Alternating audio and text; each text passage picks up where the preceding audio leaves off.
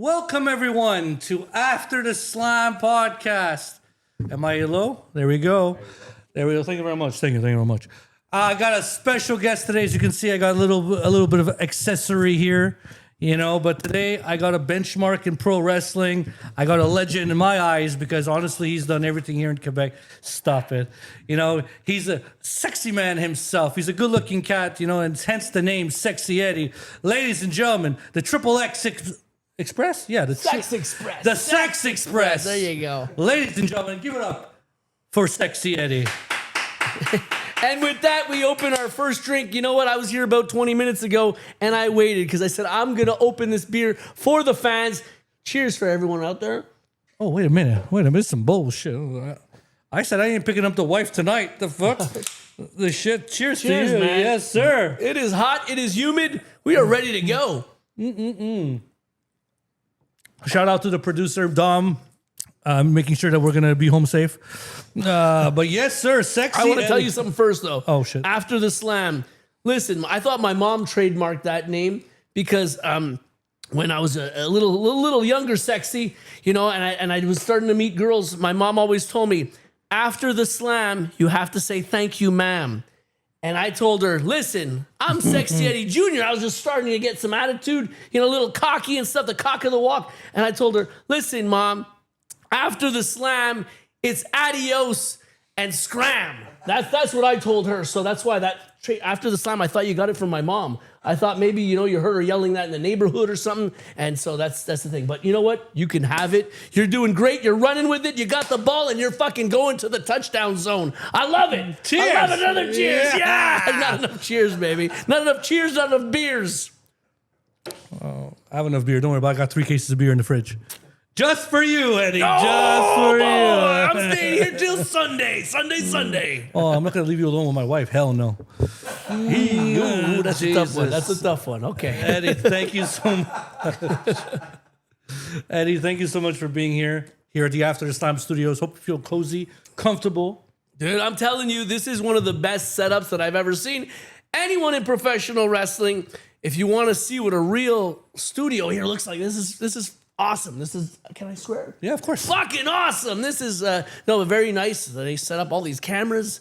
I don't like looking at myself this much, but again, I feel like I'm a star. Look at that. You are a star. Don't get me wrong. Come on. Humbled and honored to have you here on my couch with just to hang out with me, man. Thank you so much. A lot of girls told me that, happy for me to be on their couch. So it's different to hear from a guy, but it's not like the casting couch, but it's, We do interviews here with our clothes on. Again, it's going to be hot today. I don't know, man. I don't know if the pants might come off. My pants are staying on, buddy. Okay, let's go with it. I usually start the show with a normal, simple question, and then we'll get funky and punky, just to have fun. But I want to know. Yeah, finish that beer. Goddamn! First question. First beer, first question. Hey, put it down. There you go. There's the answer. There's the answer to that one. How did you become a wrestling fan? Oh, man. So wrestling fan, man, is an easy question. So I was watching, my dad would let me stay up late once a month for Saturday night's main event. Oh, cool. And so that was the one time I'm like, man, I get to stay up late. And then I started watching wrestling. I didn't get other sports. I didn't know how the score worked when I was younger. Football was confusing. Hockey, I didn't, but wrestling, there was something that got to me. I like the good guy, bad guy thing. And so getting to stay up late with my dad, I think that was kind of like a bonding moment. And I was like, this is really cool. Hearing the crowd, how they control the crowd, the good guys, the bad guys, and the way that they're almost like a puppet master, When you want them to boo, you do this. When you want them to cheer, you do this. So a lot of fun. And that was my first look of wrestling.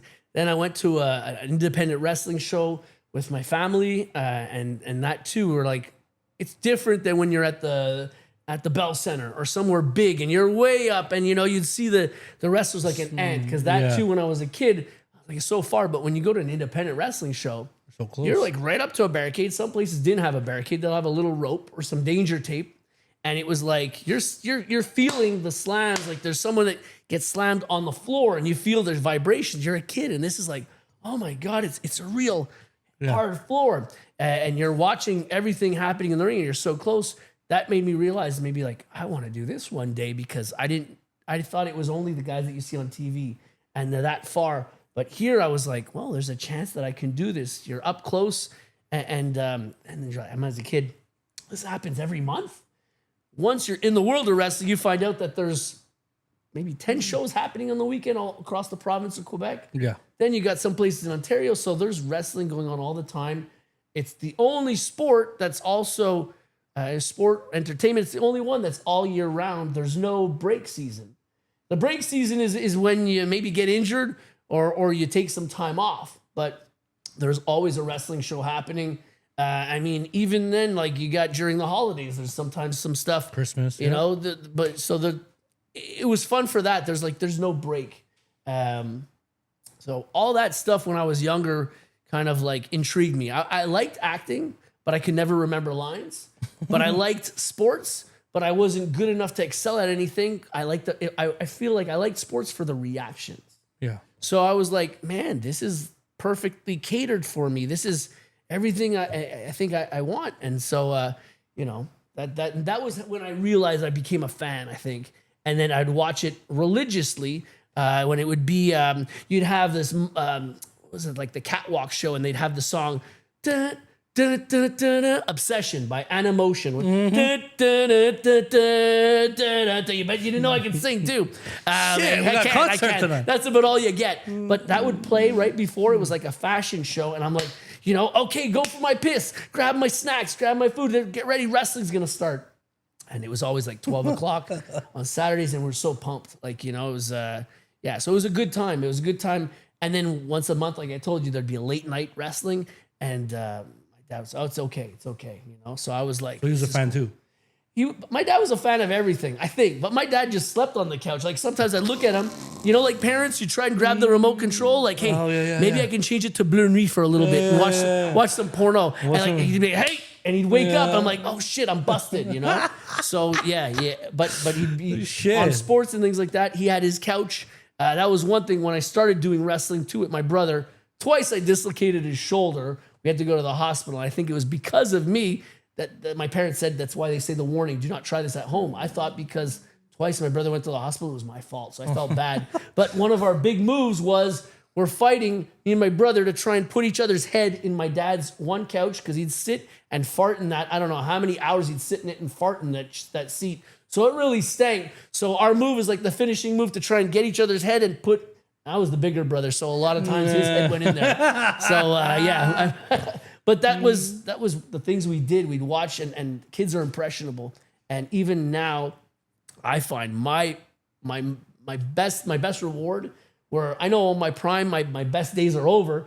But when I watch kids come to wrestling shows, especially some for the first time, like my nephews came, and I see that magic in their eyes, and they're on the edge of their seat, and there's like, I'm reaching out for them. I'm getting beaten up and stuff, and I'm reaching out, and I see that makes me super happy. Yeah. To see what we could do, and the kids are like so into it, And then when they tell me, Eddie, you're my favorite wrestler, which is funny for kids shows because I'm a guy in his underwear playing like a porn star character, but I'm the kid's favorite wrestler, And again, when you're at a bar where it's 18 plus, and a girl comes up to me and says, I'm her favorite wrestler. Well then, okay, let's have another drink and tell me all about myself. Come on, tell me what you like. You like this? You like that? You like, So it's a fun time. It's a world where it could have so many different levels of entertainment. She's over 18 all the time. Okay, you know what? She's in the bar, right? Yeah, she's in the bar. She got in fake ID. You never know. Watch yourself, that's son. That's the security's problem, not mine, is it? I don't know. We're going to have to check the lawsuit. When the producer stops laughing and he's just like, okay. He's enjoying himself. Next question. Let's move along. Okay, let's go rewind a little bit before you started. I want to know. You did Saturday Night's Main Event. You're watching with your dad. Yeah. Who's the one who attracted you the most? Who's the wrestler that attracted you the most? Hulk Hogan. There was, I think it was Hulk Hogan against Big Boss Man, and they were in a steel cage. Match, that sticks to me. I remember and that. not the fence cage, but the real one with the blue one. And stuff. It made more sense. They can climb out of it and stuff. And I don't know. It was just, it looked harder, more intense. Because every kid, when you're a kid, there's not one kid that I know that wasn't a wrestling fan that wouldn't fight in the backyards and that's how you start. Guilty. That's how you start. And so when you throw each other on a fence, it wouldn't hurt. So you see the newer ones with fences and stuff. So that you're That's like, well, amazing. wait a minute. But when you saw the blue cage there with the bars, and I think you could, your face too, it's more visual. Like you're getting pressed your head and like, there was more instead of the fence. We all know, fence doesn't hurt as much. Yeah. We jump into fences. So I remember doing that too, backyard wrestling with my producer. I built a ring with my grandfather had a garden. yeah. So he had the tomatoes hose, growing. Did you use hoses or? No, I used elastic. Okay. I used a big, like those big thick elastics Yeah, that you put around your head kind of thing. So I wrapped, first the corners were the garden sticks. I put elastics around the 3 elastics, and then I put cardboard, dirty ass cardboard, you wet or not wet, whatever it was, on the grass. And that was my ring. Dude, and then and you keep playing until your grandfather's like, "Hey, what are you doing in my garden?" And okay, sorry, so no, we're checking them. You got that yeah, right. You get you out of there. You're gonna ruin the tomatoes. Yeah. Yeah. The garden, I took his tomato sticks. Whatever. Did you ever use a tomato from them? Like, Of course I did. Broke it on the there For you go. blood. For blood. Oh, good. I forgot to catch up. That's good, man. So we had the tomato blood on the face. The guy had this peel on his head. You know, like Oh, I love that. But that's the acting, the charisma part, and the you're using props and stuff Yeah. like you watch that now, and if you taped any of them, I you'd can't be find that tape. laughing. But that's stuff that it made you who you are, and, Yeah. it gave you that passion of wrestling. Like you could watch shows where they're really excited and passionate about any sport, but in wrestling, when people are really into wrestling, I feel there's a different energy. Yeah. Because there's acting and everything involved, I think, and stuff. So they know all the aspects of it. Like other sports, the guy might know everything about hockey, but he's really like, and this is the score, and this was my best guy, and this. But when people that love wrestling, they know they're more into it. So like when a camera rolls, when I'm doing a podcast, when I'm on stage, when I'm talking to fans, it goes up. I mean, I used to be, I was a lot younger and I'd have a lot more energy. Now when the camera's off, man, I'm going to be like, okay, it's nap time, and I'm just, boom, I'm knocked out. It takes a lot of energy out of me, but it's worth it for that moment there that the kids even, especially the kids, they're like, this is what being a star is like. That's what we want to portray too. And it's like, I tell people too, if there's a crowd of 15 people in the crowd, do your best, but get them involved in it because you never know. In that crowd could be the next John Cena. Look, we got the big champion right now. Sami Zayn presently is WWE's undisputed champion. We've had Kevin Owens and stuff, so we could have people from here. So it just every time there's a champion from a different country, from a different area, I feel it gives hope to all the kids that are backyard and playing and stuff, and they're like, someday I'm gonna be this guy. So I think that's really cool. It's an attainable dream. It does give hope, and we always need hope to whatever we do. Other sports, it's a little tougher, the percentage of people that get there, but the thing about wrestling, you don't have to be the biggest, you don't have to be the quickest, you don't have to be the most talented, you don't have to be the best actor, you don't have to be the best. If you have a little bit of everything, they might have a role for you. Yeah. So, and a lot of athletes, and you look at all the sport athletes that got injured in their respective sport, but then they became wrestlers. Even if they became wrestlers for a month or a year or for more. Again, Logan Paul, another example of someone that nobody believed in. Nobody believed in. And they were like, flash in the pan. Look how long he's there. He's Over still 5 there. years, And he's like top guy on the roster. So it's really cool to see like actors and athletes and everyone from different domains. They feel the energy of wrestling and they want to try it and stuff. And the ones that stick with it and that stay with it and that show, hey, I'm not just here to make a quick money grab. I'm here because I love what you guys do. It's a lot of hard work, and they keep at it and they stay with WWE or AEW, or doing the independents. I just found out about there's an actor. He's a chubby guy. I think he played a cop in a couple movies. And he's in TNA, right? I think Something like that. he did some blood matches. Again, I Death don't know his matches, name yeah. now, but it's gonna come back. But there's an actor, and I was like, no. Somebody told me, yeah. They showed me that, and I'm like, dude, he's off the top of rope and this and that. He doesn't have to do that, but he loves it so much. And I was like, in my head, he doesn't even have the body of someone that could take that bump. I think, but when you have that passion pushes you a long way. And it makes you do things that you didn't think possible sometimes. So, I mean, again, to everyone that loves wrestling, man, this is a cheers for you guys. Because thanks, you give us, you give guys that do podcasts, you give guys that wrestlers like me, you give us, we need an audience. If not, we'd all be backyard wrestlers. But that's the thing. Once you have an audience, it's different. We're all backyard wrestlers at heart. And again, anyone who shits on people that wrestle in their backyard, I mean, fuck off. Get a life. They're doing something. They're having fun. Yeah. You know? But David Arquette, was it David Arquette you're talking about? oh, he's again, one guy that started something that wanted to prove WCW. something. Yeah. And I went for TNA. But that's the thing. It's like we all got to start somewhere. So for every wrestler that you see on TV, they all were backyard wrestlers because they loved it so much until they went and got training. Yeah. Until they continued, pursued with their dream. You know what? You got to prevent injury. You got to prevent bad girlfriends that say, you don't want to wrestle. You're going to waste your time. You got to sometimes quit. You got to quit jobs because the schedule, they don't let you. No, you only get 1 weekend off a month. Well, then I can't wrestle because shows are a lot of times on the weekends. So you make a lot of life sacrifices to get to where you need to get. And a lot of people I know, they'll tell me, man, I should have dumped that bitch a long time ago. I was with her for a year and it led to nowhere. But maybe I could have continued in wrestling. Yeah. So, and I tell them, it's never too late. Come on down. Maybe you want to do a referee job. Maybe you want to do, but like DDP is a good example where you start later in life. Yeah, for sure. And you know. It costs a shit ton of money, but I mean, yeah. But that's the thing. It's like, and if you just want to be maybe an announcer, you want to be a bell ringer. Commentator. Come anything. There's this place for you. Come like what are the Statue of Liberty? Wrestling is we take your weak, we take your injured, we take your beaten, we take everything. You know what? That's the thing. If your career ended in something, you could still be a wrestler. Yeah. There's still room for a wrestler. You know, it's art, man. It's cinema. Like I thank PFW to give me the opportunity. Like I started this podcast, and PFW gave me the opportunity to be commentator. Yeah. I thank them every single time. I trained to be a wrestler. Broke my back in 2 places, not because of wrestling, because of construction. So when I broke my back, Dom knows, my producer knows, he knows exactly where I broke my back. 2 screws, and I take a bump, I'm done. You know, but that's not worth it. I'm not gonna be. I have 2 kids at home. I have a beautiful wife who supports and doesn't support what I do, but she's at the PFW show serving the food. So that's my wife. But at the end of the day, I'm in pro wrestling. I'm doing commentary. I'm doing podcasts.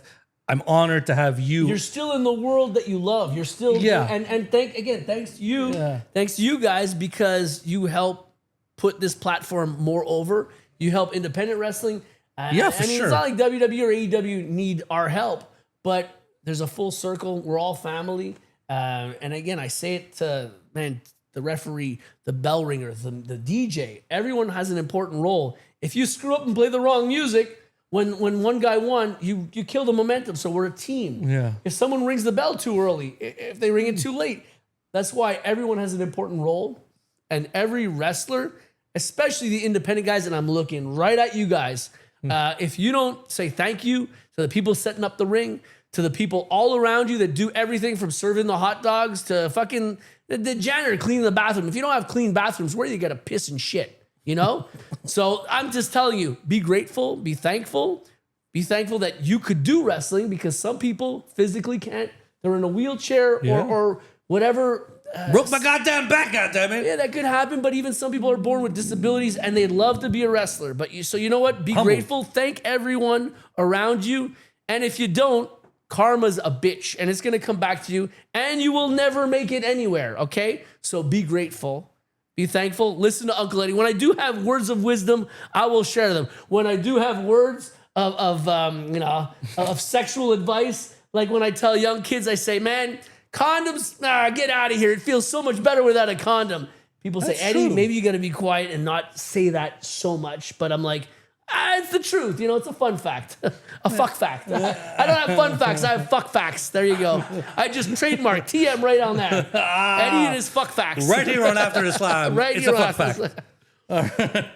Favorite theme song that you liked growing up? Don't tell me it's Sexy Boy. No, I was big on DX. When I get drunk, I'm singing Road Dog. I mean, I get real drunk. I'm like, oh, you didn't know? Yo ass better call somebody. Yeah. That's one of my my go-tos when I'm drinking hard. And I don't know. It's just I don't know. I don't know who you're gonna call. I don't know if you're gonna call my mama because she's gonna need to call an ambulance maybe to pick me up where I'm at. You call my wife to send an Uber or something. But it's just you don't know. Your ass better call somebody. I don't know who your ass is calling, but I don't want my ass to call anybody. I don't want my ass to call anybody. But it's a great song. And even I'm an ass man. When you listen to the words of I'm an ass man, you know it could go many different ways. Take it as you want. You know, badass Billy Guns was shaking it and stuff. But it's like you listen. I love to lick them. I love to stick them. There's a lot of weird things in there. That promo you did for Pooza Fest? I don't remember. I was probably drunk. Oh, yeah, I do remember. You know what? Pooza? Pussy Fest. No, it's Pooza? It fits with my character, and I'm always having fun with it. And again, if people don't see how much fun I'm having, then too bad. I don't need you as a Facebook friend or whatever.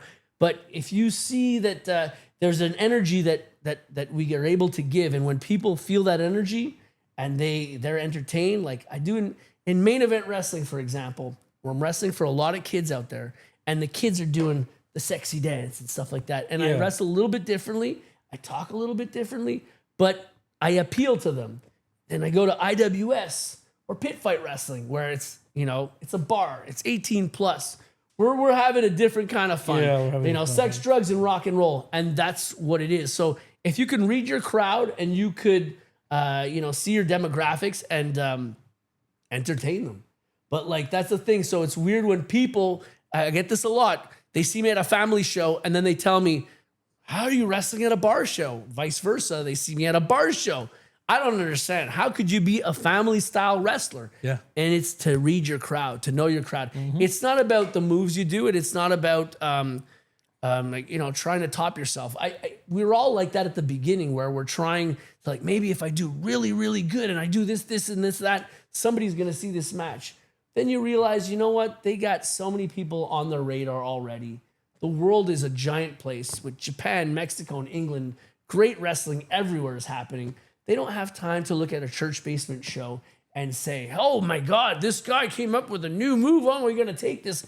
No, man. It's like every business, it's who you know, and it takes time for you to get established in anything. There's a couple lucky guys. Sometimes it's you're the kid of someone that's already in the business, or just, man, now the thing is going viral.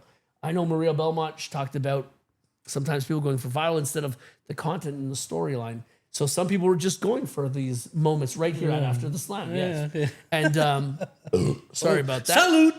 And but that's the thing. It's like that's what people are going for at one point in time, where it was like, and that happened for me when I bled from my artery and I'm squirting and I drink my blood. You say that on every podcast. I didn't want to bring it up because you're tired of saying it. So but that's the thing. It's like I didn't know what being viral meant. I thought a viral virus. I thought I thought I caught something. I didn't know what that was a new term by then. So I was there at the beginning of being viral. So I didn't know what that. So I was like, and somebody's like, hey, dude, you're on E-Bombs World. I don't even know if that exists anymore. But they're like, you're on some of these places that, like, I guess they're getting a lot of traction, a lot of hits and stuff. Fine. So they're like, when you're on this thing, what was it? Hipstar, All Star, World Star. World Star. When you're on that and shit like that, you're like, yo, yeah, you're big. I'm like, where's all my money? Where's all my? I'm so big. Where's all the fucking royalty checks? There ain't none. You're an independent wrestler. You don't get shit, man. You get 2 hot dogs and a handshake, and that's the expression comes from 2 hot dogs and a handshake, right? And a water bottle. Don't forget it. Oh yeah, I'm a thirsty motherfucker. I need my water. I need my water. I'm still on my first one. God damn it. Josh Angel says a true pioneer of the sport. Josh Angel, you're a sweetheart, my friend. Josh Angel, here's one for you, man. There you go. I hope you're drinking at home, Josh. Come on, last time we had some shots. We were in wait. Sorel, XZW. You had shots with Josh Angel? Yeah. Fucking Josh, you owe me a shot. Right? We had a shot. I think the Trinity bought me a shot, and I was like, guys, you guys are opening a box, Pandora's box. You don't want to open this up right now. Yeah. Now we're just on beer. We'll stay with beer because it's hot outside. That's what you asked for, sir. That's what I asked for. I said hydration, Masturbation. I ain't gonna masturbate you. No.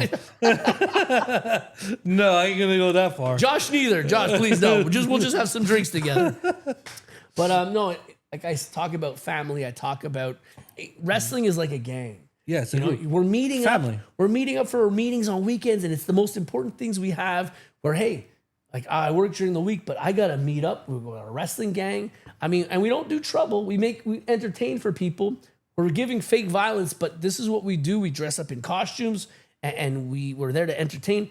But that's our gang, and I'm like, I tell people, man, to our brotherhood, our sisterhood of wrestling, it's we take care of each other. Something happens to someone, we're all there for us. Sometimes it's happened to me too, and it'll happen to a lot of other wrestlers. You get injured, and then you're like, man, where Nobody are all my reached out. friends and Yeah. stuff? Yeah, but they're all wrestling.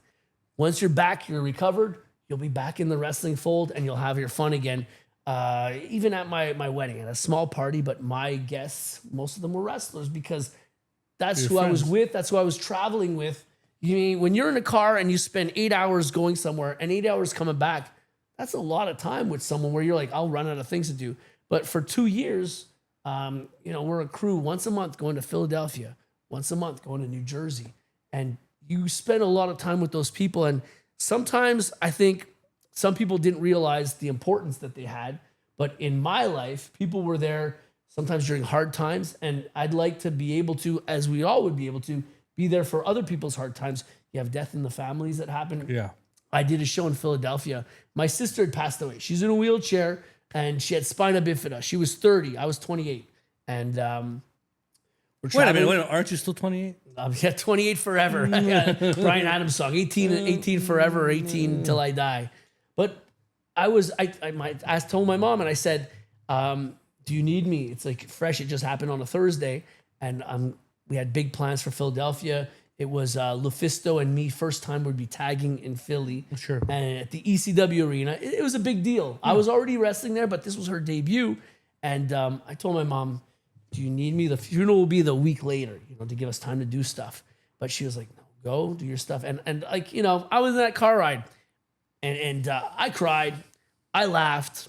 I had a good time. It was needed to be with people that cared instead of just staying in my corner or doing that. But then I feel it.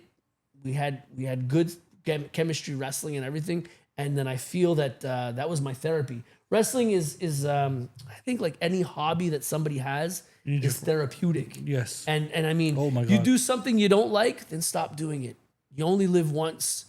If it's a job that you hate, man, study, do something else so you can do something that you like a little more at least. We won't all become wrestlers, but we can all try. Go to a class. Do something. And again, if you don't like it after you've tried it, at least 10 years down the line, you can tell yourself, you know what? I liked wrestling. I didn't like doing it, but I like watching it, but I tried it. And I know That's my how it feels. guilty. So at least try it, because the last thing you want is when you're 50 and 60 and man, I would have been such a great wrestler. Like, you know what? Maybe, maybe not, but at least try it out. There's a lot of schools in Montreal. There's a lot of schools outside of Montreal. I recommend people try it out. The IWS. You got even other places like Thetford Mines does. TUW I think has a school. Just find out. Go to shows. Watch the shows. Those shows that you like. Ask them if they have a class, a school. If they don't have a school, find out and see if they have something or they can direct you in the right way. If you like certain wrestlers, talk to them. We're there to help you. The guys that'll tell you, mind your own business, kid, they're assholes. They're jerks. I don't even talk to them. But the ones that'll give you good information, those are my friends. Like I said, we're a family. We're a gang. We're the wrestling gang, the best gang you want to be.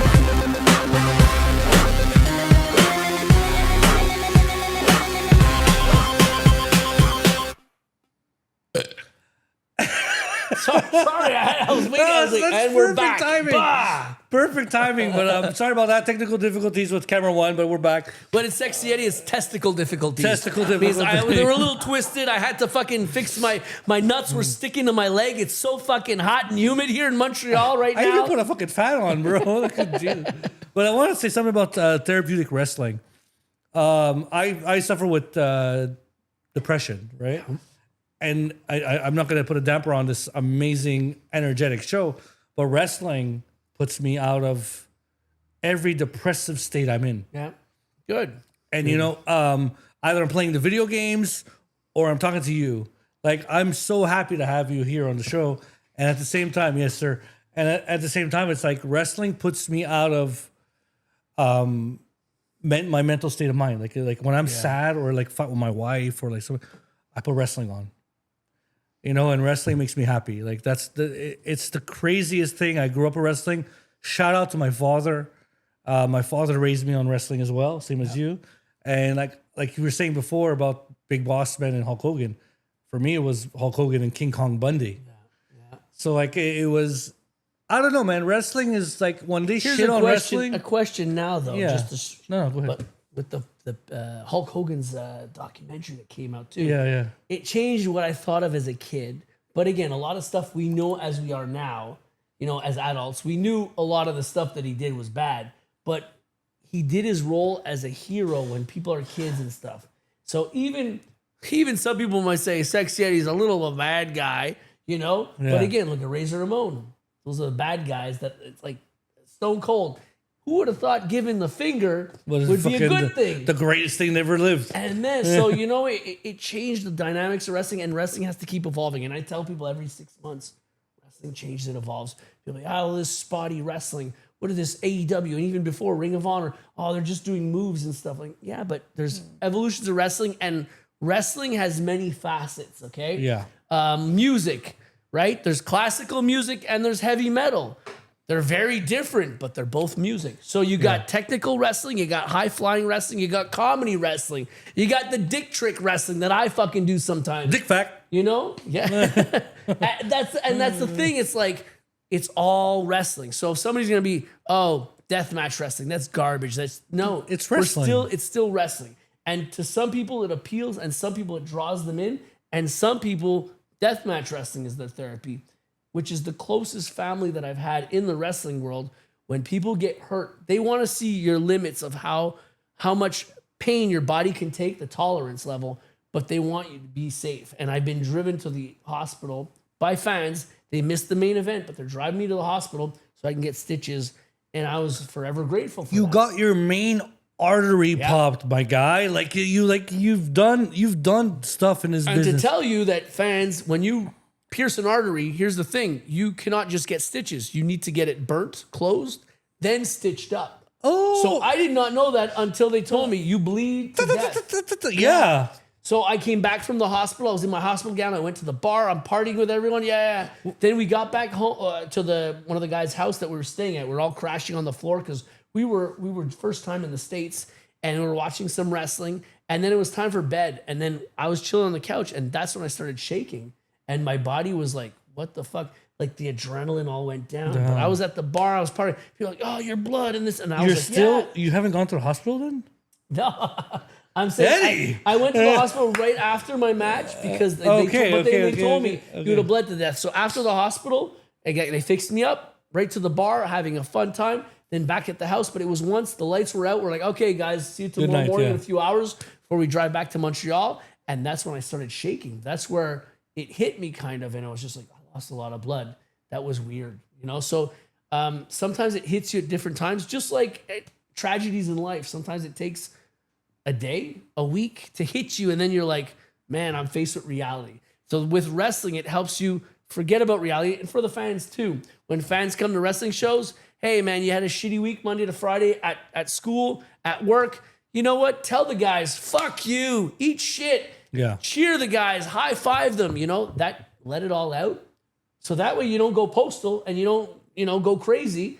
But like, and then Monday comes around again, you're back to work, back to school. but then wrestling comes on the weekend and you're fucking hyped and you're like That's ready. exactly it. Yeah. That's what it did to me, and I feel it does that to a lot of people. It does that to me. So, man, we need outlets like this, and especially with COVID, it fucked shit up because I didn't have an outlet, and so I was a lot on the internet, on social media, trying to like make people laugh and make people smile, because that's when I was like, there's one thing of entertaining, but I wanted to make people laugh, especially after that. So that's why I changed a little bit my character. I evolved it a little bit to do some stupid stuff. I do a dick magnet. I do the fucking dick toss and all. They do a bunch of stuff that just makes people laugh for a bit, because I was like, man, there's a lot of wrestling matches that are great technical masterpieces. The people are like, wow, wow, wow. But I need to make people laugh once in a while. Let me interrupt you no for one a else second. is doing it. Let me interrupt you for a second. Nobody knows, though. You're a hell of a wrestler. I've seen... Stop it, Eddie. I've seen, like, now you're like the dick magnet and all that. Like, that's the entertaining side of pro wrestling. But I've seen your shit before. I'm a big fan of SeXXXy Eddy. Okay? Cool.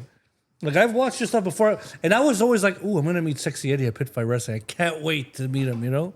And then when you met me, you were like fucking disappointed. What a piece of shit that guy is, No, right? he almost killed me with his hot sauce, we're going to get to. But I mean, but no, when I met you, I was so honored to meet you, right? And then at the end of the day, like, I'm like such a fucking nice guy, a humble guy, like a legend. Like, you're a pillar. People, a lot of wrestlers here in Montreal call you one of the pillars in Montreal. Not because of your fucking viral fucking artery piercing. Not because of my big dick, neither, right? I don't want to see it. Well, maybe I do. Maybe a combination of everything. My cock is its own pillar right now, so I can hold a house. I mean, like, there's an earthquake, quick, Eddie, get hard. I'm holding a house. That would be a great fucking movie, like a Japan-style movie, and I'm like holding it. Shout out to Eddie's dick, yo. Hold the house up.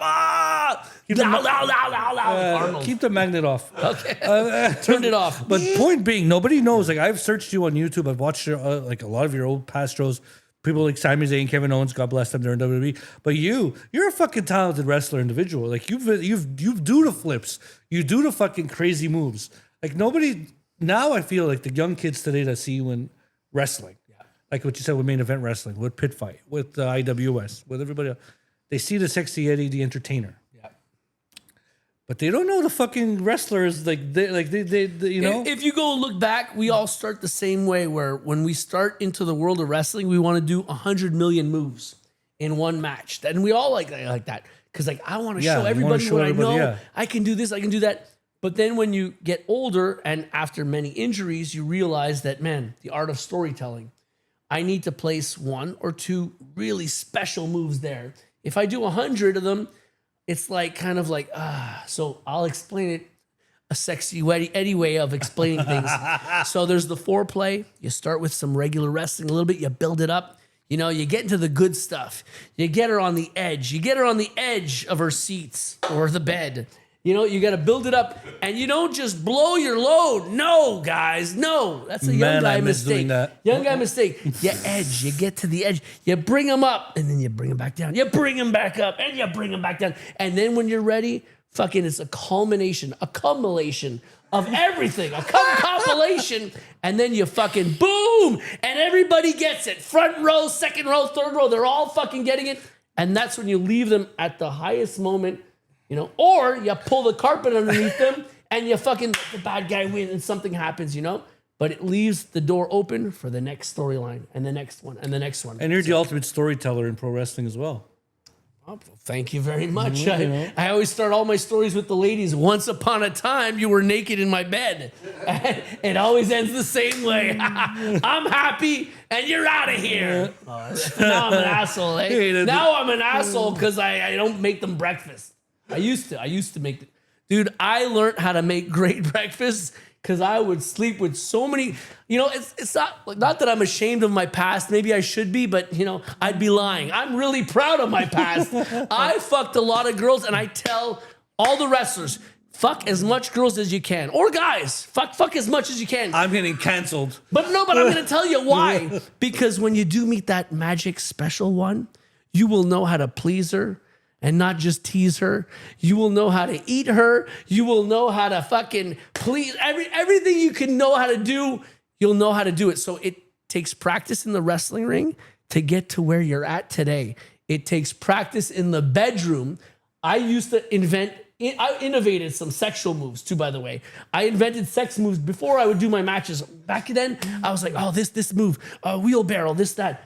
Sex moves too. Wheelbarrow? Oh, yeah, dude, the pile driver wasn't just a wrestling move. Let me tell you, the pile driver, I'll show you later. No. No, okay. But that's what I'm saying. I was like, my brain was always working like, in overdrive. And I'm like, I had a water bed. I was 18 years old. I had a disco ball on the ceiling.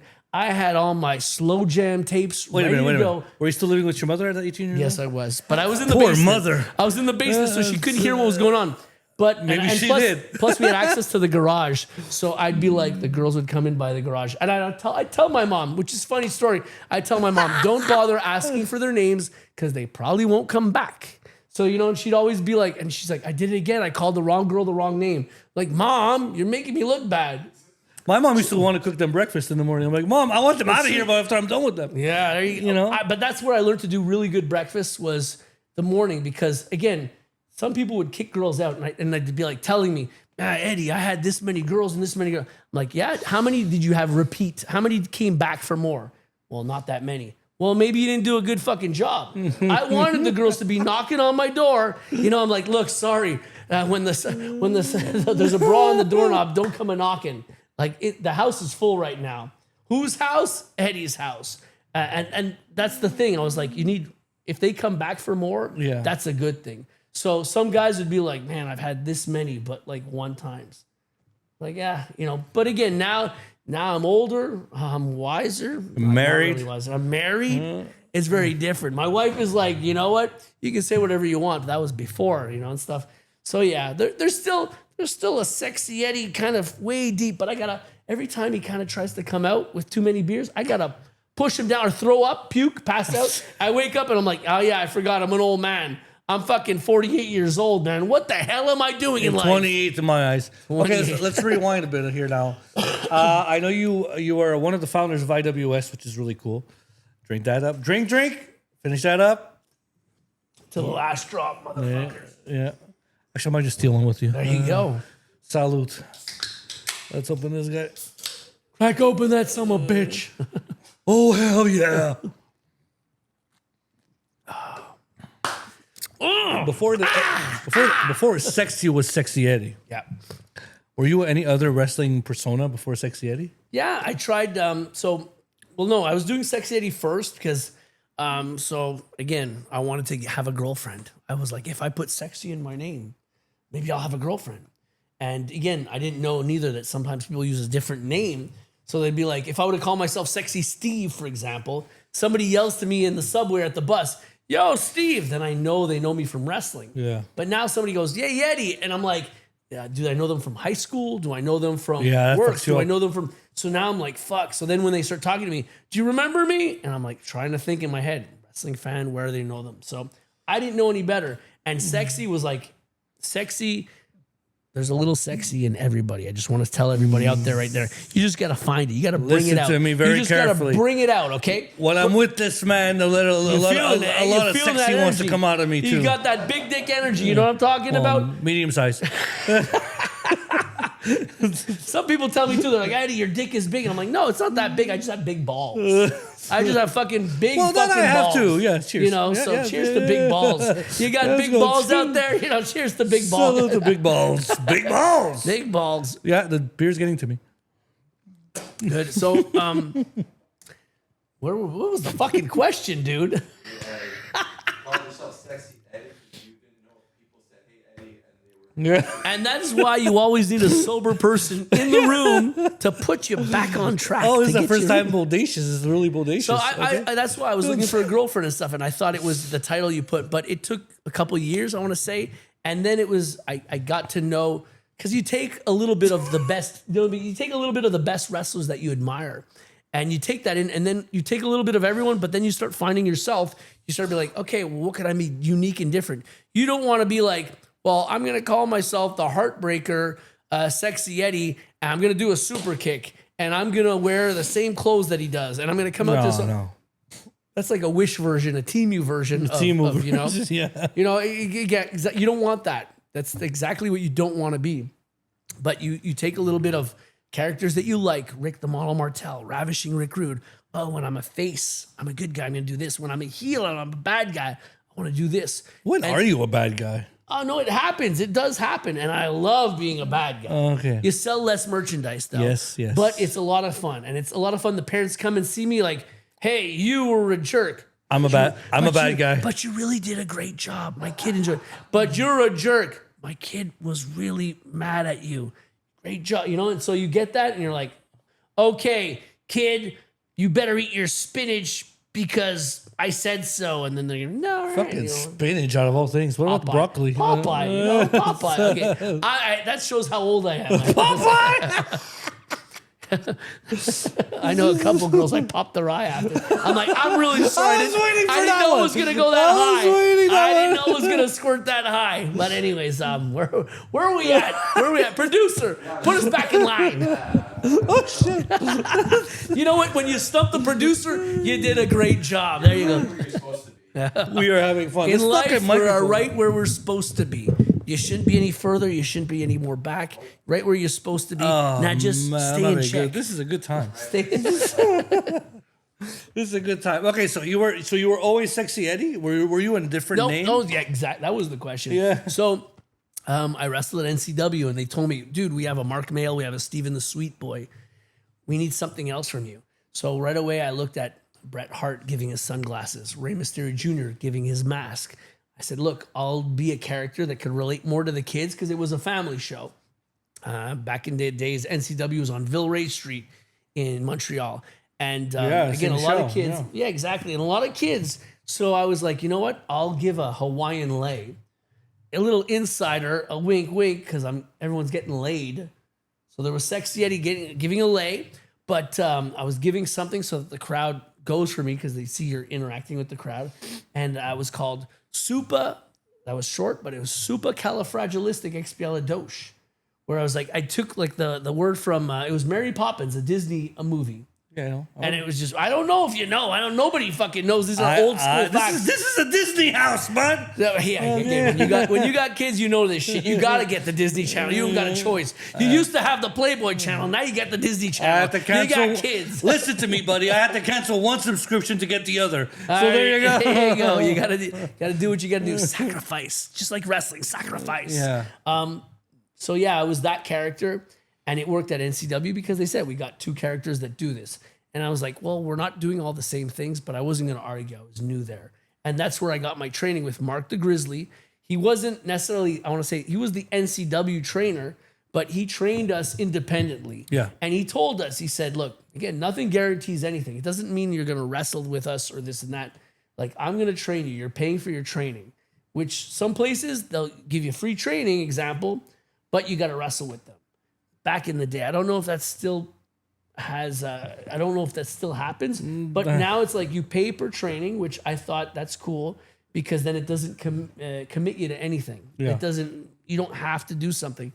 So with Mark the Grizzly, he showed us a lot of even etiquette where I don't see that as much now in wrestling.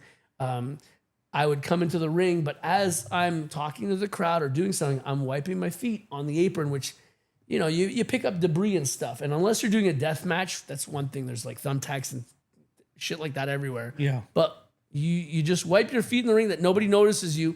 You're talking and this and that. But like, it's just, it's a respect. If I come into your house, well, look, I'm going to take my shoes off. Yeah, you took off your damn socks, bud. I took my socks off. I'm like, let me show my tattoo. I got some nice calf muscles. Let me flex that for the ladies. If you like legs.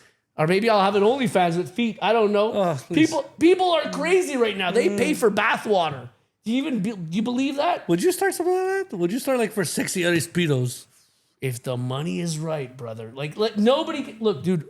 Shawn Michaels, Undertaker. If the money is right, they were like, I'm retired, and then they go to Middle Eastern countries and they wrestle $1 million, dude. For $1 million, dude. For a fucking steak dinner and fucking, a couple beers, I'll do anything. I'm a hoe. I'm a hoe in this business and I'm a hoe in real life. You know what I'm saying? Woo! What are we doing? I'm a nice man. Ew, ew. Thank God these speedos not on. Jesus Christ. Yeah, actually, I got fucking grandfather underwear probably right now with holes in it. When my dad used to walk around the house with holes in his white underwear, and I'm like, why does my dad not get new underwear? And now that I'm older and I understand, I'm like, a couple holes. They're still good. The shit stains. They're still good. Whatever. It's lighter brown. It's clean. I know it's clean. It doesn't matter if it's brown. So anyways, that's when you realize. When you're getting old is when before shows, I used to just have to shave. Now I have to fucking pull my nose hairs out, check my nose. Fuck, do I have to do the same thing? You get even older, and then you have to do your ear hair. Yeah. I'm like, when you're doing your ear hair, wow. So that's why when people say, why does SeXXXy Eddy cost so much? Because I've been wrestling forever, one. And two, because I got to pluck my nose and my ear hairs out just to do a show. So you know what? You want to play, you got to pay, motherfucker. Hey, Mimo, is there any comments out there that I want to check out? No, the only one was the same one from before. True Pioneer. And how many people are watching right now? We're at 66. 66 people. Let's get to 69. We need 3 more. Come on, for Jerry's kids. Let's do it for Eddie's kids. Okay, we're gonna go. We need 69 We're viewers. gonna go. We get to 69. Hallelujah. Amen. Can I get an amen? Amen. We're going to do a shout out to our sponsors. Cap Go Championship Belts. As you can see, there's some belts next to me here. These are all from Cap Go Championship Belts. They sponsored after the slam. They sent me belts to sell, retail, whatever it may be, but also just decoration here. So Cap Go Championship Belts. Eddie, I need you to give me your top 5 championship belts growing up, or even one even. So think about that. I know you're 4 or 5 beers in. Time to take a piss. Yeah, time to take a piss. But yeah, so Cap Go Championship Belts. We'll be right back after this short commercial break. You just made the list. Go ahead. I'll talk. Let me go first, though. Leave the camera on me. And I'll yeah. This is the list. Turn it up. Let the records twist. Top 10 stories that you don't want to miss. Good show. Fucking funny. Tell me when I'm live. After the slam, yeah, we're making a stand. Yeah, we're making a stand. You just made the You okay?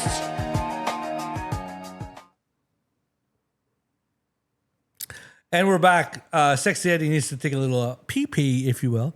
But I'm here. What an episode. Again, everyone, thank you for watching After the Slam. Again, I want you all to go to your YouTube channel, like and subscribe the show. It gives us more guests to come, pays for the beer. So it gives me a lot of things for all of you to just come. And another commercial break. There's a little happy birthday. I want to give a happy birthday. Tell me when the thing is up. Come on. Yeah, come.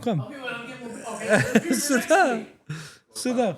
Happy birthday to Sammy Miami from Pit Fight Wrestling, the owner of Pit Fight Wrestling. Where's the graphic? There it is. He told me not to do it, but I said, fuck you, I'm doing it anyway. And there goes the microphone. I'm going limp. I need a little Viagra on here. But shout out to Sammy. Sammy, I appreciate you. And of course, I'm going to give you a happy birthday. Shout out. It is your birthday. It's July 3rd. Is it July 3rd? Today? I don't fucking remember. Yeah, because it's 4th of July for all our American friends is tomorrow. Put the Saturday. Camera two.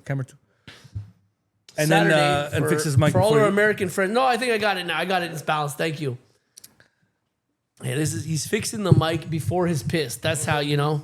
I'm professional. Oh, not so close there. I don't know. We didn't buy me dinner yet. Oh, Oh my God, Eddie. So what's coming up next for you? I know you have something going on July 11th. Is this your July 11th? We're doing our show because so I live in Lachine and I wanted to do me and my chef. We've been doing sauces for 3 years. Yeah, We that's do what I hot want to bring up. sauces. Yes. And again, he pushes me, he motivates me, and he tells me, "Hey, let's do this, let's do that." We started doing a podcast. We're in 5 podcasts we do while we're cutting vegetables and stuff. I was like, oh, that's interesting. It's almost like the idea of in Hot Ones where, you know, when you're eating hot wings, Yeah. it might make you say different things sometimes because the heat makes it. So here you're cutting vegetables. It might make you like you're working on something. And at the end of the show, which was, we had our first guest, Riot Ritchie, And it was like at the end. Riot Ritchie was on your show. I've Yeah. been trying to get that chick to on my show. She's like, I don't know what to say on your show. Oh well, She's pretty cool. Yeah, very cool. And so and at the end of cutting all the vegetables, you get to be in the process of making the sauce. So at the end, you get a bottle of hot sauce for your troubles. And again, hopefully it helps wrestlers get bookings, and hopefully it shows people that there's not only the side of making money, but there's the side of doing good in our community, doing good in the wrestling ring. And like I said, making smiles is my biggest reward right now, because we ain't doing it for the money. My house didn't buy itself from wrestling. No, I had to work my ass off. So that's the thing. It's like, we realize that wrestling helps a little bit. It's the cherry on the sundae. Yeah. But if you can do good in your community and do some stuff, man, I mean, I feel like I'm a better person for all this shit, for all the girls I've fucked before, and for all the shit that I've done in life. This is my retribution. I feel like I know I'm going to hell. I know I will be with the devil. I got the Dio. I got the raised horns. But I will be the one delivering the evil and the punishment to all you bad guys. So you know what? I'm going to be next to the devil. I'm being next to the smaller throne. And that's it. So I realized that in life that, it's not all about you. Where I thought when I was younger, the best I do in wrestling, the best will get me there. I'm like, no, it's who you know, like in every job. You're a lawyer, you're a doctor, you're anything. It's who you know that'll get you the advancements, and I didn't know that when I was younger. So all the skill in the world could bring you to certain heights, but some people will go there without having all that skill, but because, hey man, they're good friends with this person, or they were trained by this person, that might help you get there. So I don't want to tell anyone that don't get discouraged if things don't go your way. Again, the percentage of people that get into professional sports at the highest level that get paid thousands of millions of dollars. Exactly. It's so small. But again, there's a lot of luck there too, because if you don't get injured, there's luck there too that shit happens in life. Like I said, significant others might tell you not to wrestle. Jobs will pull you back and you'll be like, man, I can make this much money, but should I bet on myself and see if I can get to this level and make this much money? It's you never know. And for someone that maybe didn't take an AEW contract or took a TNA contract, man, should they wait out more for WWE? You never know. There's so many people waiting in the wings. So I've gotten to the point where I'm having fun doing what I'm doing. I'm enjoying seeing kids' faces, loving the wrestling. And if I can make them get into wrestling years later, they might be like, yeah, I remember there was a guy in his underwear. He'd do this and stuff. And that guy made me want to try a wrestling class. Then I know I did my job, and I know I entertained, and I know I left a moment, an impression in someone's mind that they were like, I want to try this out. So I'm honored, and I'm honored when people go into wrestling because they saw something that I've done, and they say, you inspired me to do that. I've had other wrestlers from the States too tell me, I was in the crowd when you did Cage of Death. I was in the crowd when you did this match, specific thing happened. And that made me want to do wrestling because you just had an aura and an energy. And for me, that's amazing. So to have people tell me that, again, I'm not getting the royalties. Yeah.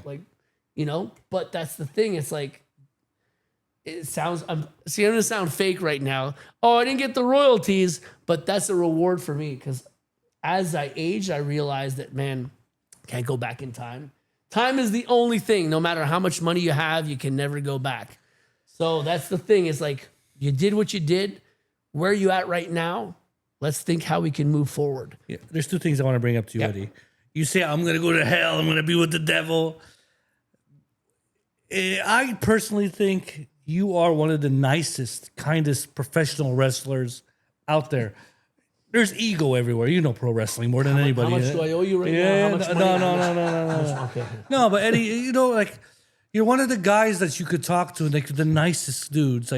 Okay, everybody wants to. You're a wrestler. You don't do this for free. You want to get paid. I feel that people want to be my friends sometimes because they think they're going to get laid more. And I'm like, dude, No, it's fake. man, It's a nah. fake. It's a character. No, but a thing that you said with the kids and you want to show and like Fuck a a lot. memory. For me, meeting you Yeah. makes me want to be a better person. Like, makes me want to be a nicer person to my wife. No, but But dude, you're a fucking awesome dude. Like, you're not. That's why when we say I'm gonna go to hell, I've heard this on every single podcast you said it in. Okay, I've watched your podcast that you've been on. Every single one, SeXXXy Eddy thinks he's going to hell. You're not going to hell, dude. You are well liked from every single professional wrestler I've met. So you got to give credit where oh, credit now is I'm due, dude. turning red a little bit. Or maybe it's the alcohol. How many did I drink right now? I don't know. I got. Fill up the table, buddy. Fill up the table. You know, but honestly, Eddie, you are one of the nicest guys. Thank you. Like, and you listen. You have a conversation. Like, you're not one of those guys say, "Oh, fuck you, man. I don't want to talk to you." Like, no, you talk to like you know my grievances. We spoke backstage. You know what? It means something, bro. I honestly think fill it up, baby. Fill that table up. But The devil. yeah. The devil. Oh, stop it. You guys are halfway done. Eh? I'm on my second one, and I'm already izzy. Take my hand. I'm on my second one. I'm like, ooh. I see two Eddies here, and we only need one Eddie in this planet. Only one. That's why I got my balls snipped because I was like, I'm getting fixed a long time ago. That Good way for I can you. spread my baby batter on any girls, and I know I My won't get baby pregnant. batter. I know they won't get pregnant. my- That's why I said I'm going to hell. I'm going to hell. I'm telling my wife this. Where's my baby batter going tonight? It was me, Austin. It was me all along, Austin. I'm getting references. Dick. Oh, Well, there Dick- we go. Dick facts. Yep. Trademark. Fuck facts. Fuck facts. Trademark from SeXXXy Eddy. And baby batter. That has to be trademarked from you too. That's awesome. But yeah, you said Lachine. We have a good friend, a common friend. Like I hope it gets clipped. Hey, StreamYard, clip this. We have a fun friend. I'm stumbling my words. I'm on second fucking two We beers. have a fuck fact. A fuck fact with a friend. Stop it. JF. Yeah, we both fucked him, right? No. Well, I work with the dude. Yeah. He's from Lachine as well. Dorval. Well, he's works We're in Dorval. neighbors. We're neighbors. Yeah, but you right? work a lot with him, right? Yeah. And you're doing a show in Lachine. Is this your own show? What promotion is this? It's No just promotion. We came up. So yeah, I want to talk about that. like I said, my chef has pushed me to do a lot of stuff. We did making the sauces where we made. So every time we give $500, we give to a different charity. Yeah. First time we just did $500. We didn't know if it was going to go anywhere else. But then people were like, "Dude, these sauces taste great. We want more." And I'm like, okay, let's do a second. Let's do a third. Right now we're so on July 11th we'll be giving to our 15th charity. Oh, nice. So it's Centre d'Entraide La Chienne, which is on the street that we're doing the wrestling show. So 15. So every time we give in 500, we give to a different charity times 15. So we've done a lot of sauces. So 100% of our profits go to charity. We cover the cost of our bottles, our labels, and our ingredients. Yeah. We give our time for free. But we said, let's do something special too for here. Let's do a wrestling show. There's no wrestling in Lachine. JF, our common friend, was doing wrestling in Lachine, or was doing Lachine and Dorval. Yeah, It's coming. it's coming. It's coming. It's a baby fact. What's it called? But so that's the thing. We were like, you know what? Let's just see what the city, if they want to do a show, and they gave us some money. We said, this The is what, city is promoting yeah. it. We Okay. said, this is what we need. Let's have some action on the La Rue Notre Dame in Lachine. And so they gave us what we needed to put on a show, to get a ring, to get wrestlers, to get some food and drinks for the guys. You don't want to dehydrate or nothing. So I think it's going to be really good because the matches, I got to help pick the matches that I'd like to see. Matches Because that I know. you're promoting it. Basically, you're the promoter of that Me show. and Eric, You my and Eric. chef. Okay. We're putting it all together. He's taking care of a lot of the logistics, the technical side. I'm taking care of the wrestlers, Yeah. and stuff. So put us together. I think we got a powerful show. Again, weather permitting. If the weather is great, We got it on the Saturday of the 11th. If the weather sucks, we got on the 12th, the Sunday, same time. I hope it 2 o'clock rains to 4 because I'm o'clock. coming on Sunday. But again, if it rains on both days, we don't have a wrestling show. But it will be sunny. It will be fun. SeXXXy Eddy will be there. Everyone will be there. Like I've talked to a lot of people. We want to have people in the streets. They're going to be like, they didn't want to block the streets for us. I'm like, we want the streets to be blocked with people because wrestling is in Block party. Lachine. It's a block party, It's a basically. block party. It's a cock party. It's every kind of party you want to imagine. You want SeXXXy Eddy to come home with you. Well, listen, I want to promote it the show because I want to promote it on this podcast. Yeah. Because obviously you're here, but I'm gonna say I want to be there. But unfortunately, the 11th, I have a wedding to go to. Boo! It's going to end in divorce in a year. Watch this. Stop it! Stop it. Edit that. Cut it out. I'm a married man. I'm a married man Not too. you. I meant them. Oh well, you never know. Weddings don't last anymore. But like if it rains, I'll be there on Sunday. You know, come. But if it's not, you're going to see the footage and you're going to be like, man. Okay, it's being I wanna- recorded? yeah, you're going to be, Oh, I cool. want to come to the next one. I want to commentate. So, well, again, we'll talk about this. Announcer. If you're not there, you're not live. We have an announcer already. We have we have announcer. We have referee. We I'll have manage SeXXXy Eddy. How about that? I'll come out with the Speedo too. guy manager. I gotta be a bad guy then. I've always said that really? rule. Unless I have a hot chick, I'm a face. If I have a guy manager, I'm a bad. I can't be your Paul Heyman. I'll come in a suit. Yeah, because I look like Brock Lesnar, eh? I look, Cock Lesnar. Cock I'm Lesnar. Cock Lesnar. Cock Lesnar. It's like, What are we getting I at? don't know where that came What from. the fuck, man? Cock Lesnar. It sounds so wow. I don't know what to say. Well, give me a good question here. Come on, man. Fuck these questions. So I got for July is a little short. I got the Lachine show, but regularly you want to see SeXXXy Eddy, come to Battle War for like 18 plus. Come to IWS. Dates. Give the dates to that camera there. So we got Battle War. We got the next show there is, I believe, the 19th of July. The week before, we got the 19th of July, Sunday. Sundays at Foot like once a month. Great shows. The best storylines in Montreal. You can see me at IWS. I'm there. The next show, I believe, is August 15th, Saturday. TUW, if you're in Thetford Mines or in that area, if you want to go see me out there, I'm with my tag team partner, Carlos Gonzalez, and we do a great show down there. Again, every place I go is a different character. It's SeXXXy Eddy, but a little bit different. It's like the DC, the Marvel universe. It's like, you get a little bit of Pokemon. me with everything. So that's the thing. Those are my regular spots, but there's always shows coming up. Message me, write me, talk to me. And if you're not feeling good, message me too. I'll Hey, wait a talk to minute. you. I'll bring you to a wrestling show. I just want everybody to feel good. You come to a wrestling show, you're gonna feel good. You have It's a good gonna time. change your thoughts. Whatever's going on in your mind, sometimes you just need to fucking decompress. You need to just boom, shut down and just enjoy. Pop the popcorn in your mouth. Good guys, bad guys. Oh, he missed the punch. Who cares? Watch the show. Have fun. Enjoy. Entertain yourself, because that's what we need, especially after COVID.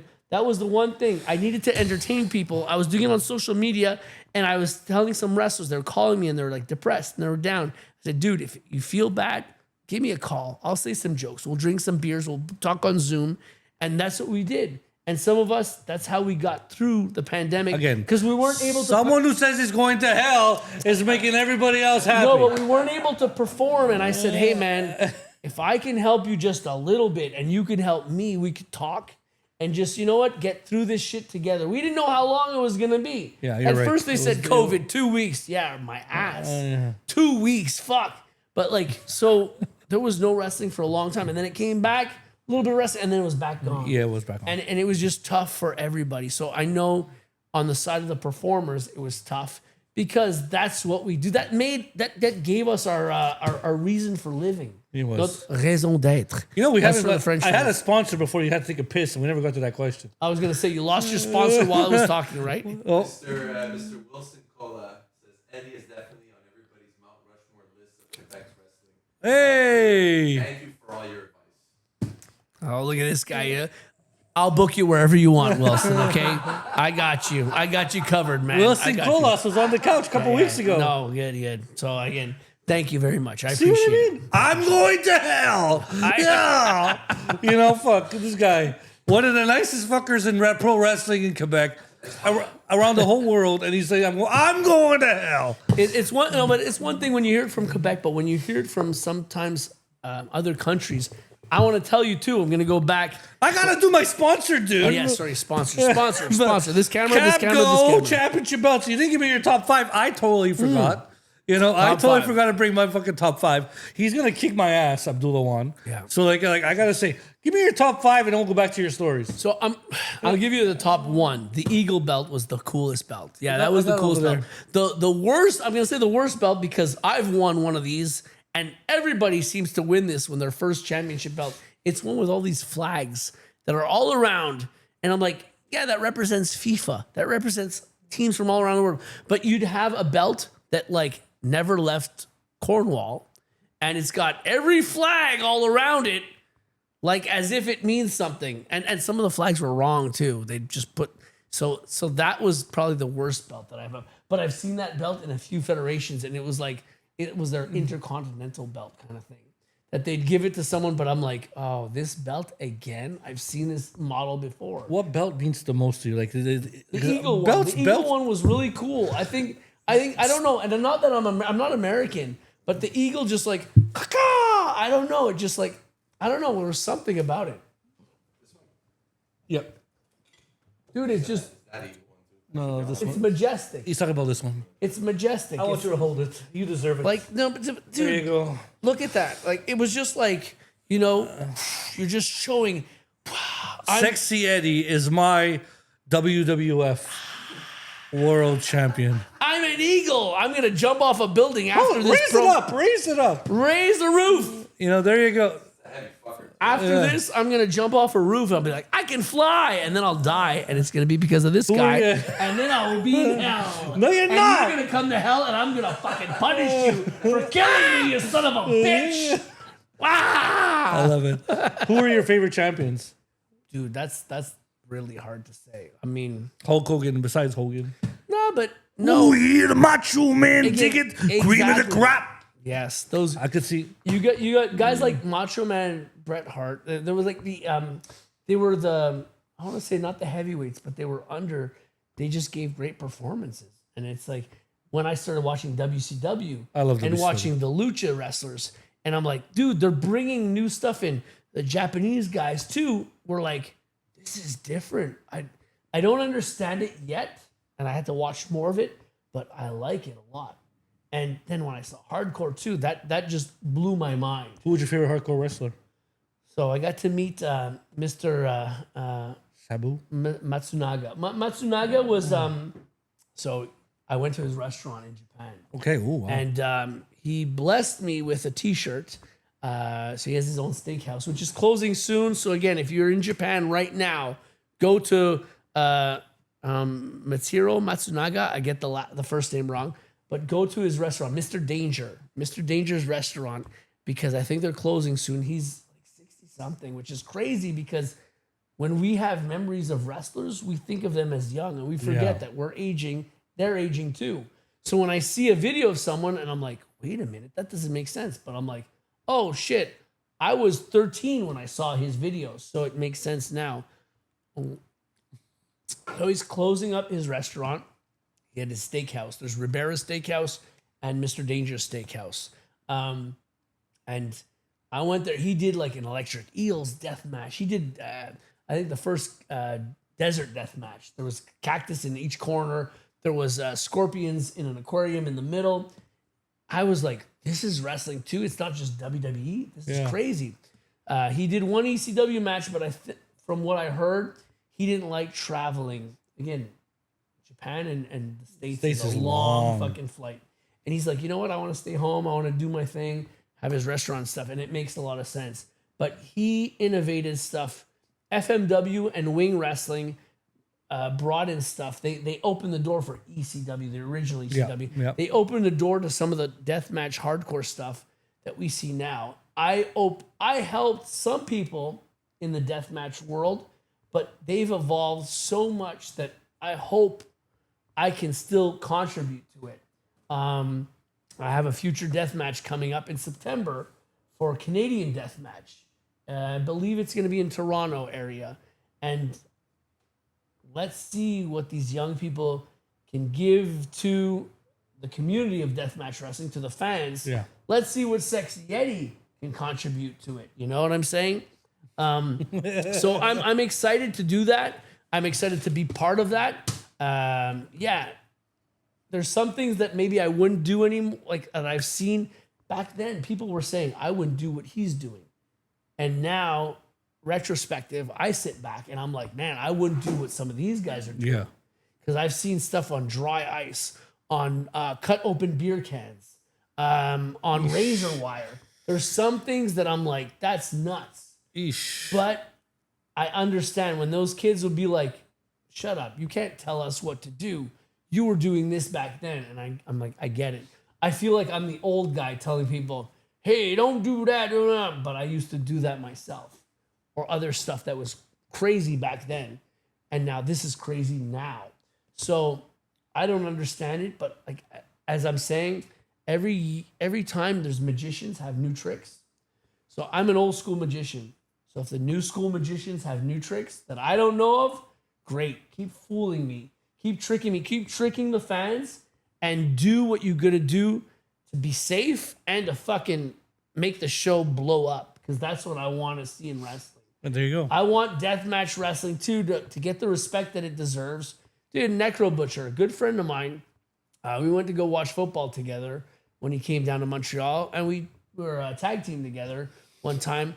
And I just like, politics aside, wrestling is its own world, and he is the pioneer of deathmatch wrestling. Yeah, I want to say there's a lot of guys that have done some new stuff, but he keeps reinventing himself and keeps bringing back. He was in a wheelchair, dude. He was like next to death, and he still came back and did shit. So Dylan, I love that guy forever. You got guys like John Wayne Murdoch, Reed Bentley, if he's still around, Marcus Crane, rest in peace. Good friend of mine, again, in the wrestling family, the deathmatch family. You got Lucky 13. A lot of guys, Mickey Knuckles. I can't talk enough about Mickey Knuckles. I'd slap that ass anytime. You know that. Schlack. Fuck. The best. That right now I love seeing all the work that Schlack does, his clips. There's so many deathmatch wrestlers that are so good. Jun Kasai, Takeda. There's guys from Japan, guys from Mexico, Zona 23. Again, I'm just name dropping right now. You got Ciclope, everybody. You got Extremo Medio, like the great guys from every country that are pushing the limits to what I thought that's not possible. But they're able to do it, but in such a safe way, or as safe to the border, the line. You're like, this is danger, this is safe. Dude, I was bleeding from my artery. I could have died. So they're doing stuff that is so on the border, but that are making people talk. They're making moments, and that's what's important. Just don't shit on any kind of wrestling. Whatever show you go to, it's all under, like I say, under the music banner, it's all under the wrestling banner. You can have any style of wrestling, and it's still wrestling. If you don't like it, go somewhere else. If you don't like AEW, go somewhere else. You don't like WWE, go somewhere else. If you don't like independent wrestling, well, go fuck yourself. Yeah. Because that's what I'm part of. Yeah. No, but so I'm saying there's something that's for all everybody. I watch now. That's crazy. There's something for everybody. And like all I watch is shoot interviews with the old school guys complaining about like how things were back then. And I would love, I can't even get close. Andre the Giant's record of drinking beer, Guinness World Record, he's a psycho. If there's one guy in wrestling alive or dead that I could meet, it would be Andre the Giant. Yeah. I would love to be at a bar with him. I would look like such a wuss where I'm like, and I'd just be seeing him like one He'd be there gulp, like, next, one gulp, next. You got nothing on me. And then he'd fart probably 40 seconds. He'd have time to chug a beer while he's farting. Dude, if I can chug a beer while I'm farting, oh my God, we're going to do it right here, right now. No. No, forget that. It's on his couch. I don't want to do it on the couch. That's what it is. I got one in the torture chamber. Oh, sorry. Sorry, that came out. No comment. No choking comment. now. Can we put a commercial because Daddy-O has to go do a pee-pee? Yeah, pee-pee. 10 seconds. We're live, man. What a party this is, guys. We're drinking with SeXXXy Eddy, a legend, a benchmark in pro wrestling. I don't give a shit what you think. SeXXXy Eddy is the fucking legend. And, you know, he keeps saying he's going to go to hell. The fact that this man is on my couch. You don't know what he does outside the ring. Fuck, I don't care what he does outside the ring. I'm just happy that he's on my. He's just hanging out with me. We're gonna do round table question now. So once he gets back in the scene, there he comes. Here he comes from his pee-pee. From my pee-pee. How you feeling, buddy? I know that he has a family now when he says pee-pee. He's like, not from his piss. From his pee-pee.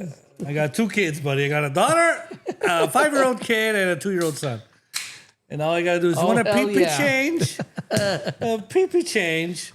Eddie, I asked this question to all my guests on this podcast. It's a round table question. Now you're sitting at a round table, and it don't say, "Oh, a pussy." Blah, blah, blah. No, that's a serious question. Okay. It's a hard question. Yeah. Hard? Hard. question. Oh, that too. I hope my wife is watching because I want her to talk to me later. I can text her if you want. You could you have her number? Shit. Damn, bro. I got competition. Watch I'm an ugly motherfucker. your He's eye like, on this guy. my producer's a sexy guy. He's sexy 2.0. Saying I can pass the word on. He's bringing sexy back. Yep. Okay, round table. Yep. Round table question is you sitting around talking to 3 people that you would pick that you would say were knowledge, love, and just to have like emotional support, whatever. Like, what I know it's a fucked up question. But I mean, No. it's just In wrestling, or you mean in general. random? You could pick wrestlers, you could pick family, you could pick anybody you want. That you know what? These are 3 people that influenced my life in wrestling, my personal life, whatever. You know what? I'm gonna go with my wife. I'm gonna go with my mom. I'm gonna go with. He's the third one's a tough one. I was gonna say the Iron Sheik because I humbled you. Yeah, fucking shut up, son of fucking motherfucker. He'd put me back in check. But he's sitting with your mom and your wife now. Yep. Iron Sheik. I'm going with that, baby. All right, so Baby doll. I'm going with the Iron Sheik. that's a fucking Iron Sheik. Sorry, that was my mom and my wife. Iron Sheik. He's the God bless his soul. He'll be in hell too. Probably. Hell is where the party's He's gonna at. greet you so at the you're gonna pearly say, "Oh, you're a gates." good guy, Eddie." I don't want to go to heaven. I want to go to hell. That's where the party's at. Motley Crue guys, like everyone's gonna be there. It's gonna be a fucking party. You know what I'm talking about? Yeah, well, You know what I'm talking about? I'm scared. Shit. That's a party. What time? How much time are we on this show, bud? 125. That's it. I feel like I've been talking to SeXXXy Eddy for like 45 minutes. Holy shit.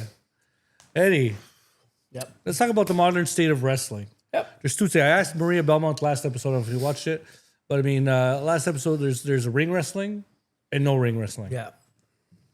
No ring wrestling is making an impact here in Montreal. Yep. You got PFW, you got Litteville, you got even the one that you did at the cinema at the Total crap. Yep. Total Crap. You got a lot going on with no ring wrestling. But what do you see the state of pro wrestling here in Montreal, Quebec, Canada? Of no ring. Of both. Of both. So I want to say again, I'm gonna take my hat off to Casanova Valentine because I believe that he started the idea of no ring wrestling, which is you can put up a wrestling show anywhere. You can add with your atmosphere and the people that are around. You can do a wrestling show with what you got with improv. Yeah. And you can make it a show. Not everyone has the budget. Not everyone could get a ring in a bar. The ceiling's lower, this and that. So you do what you can do, but you incorporate wrestling in it. So Casanova Valentine, I want to say is an innovator of this from New York Great work. State. And from Brooklyn, New York. Brooklyn. So anyways, he brought that in and more guys were seeing that. I think that like, hey, a ring costs this much money. We don't need to bring the ring in. Yeah. Then already that saves money.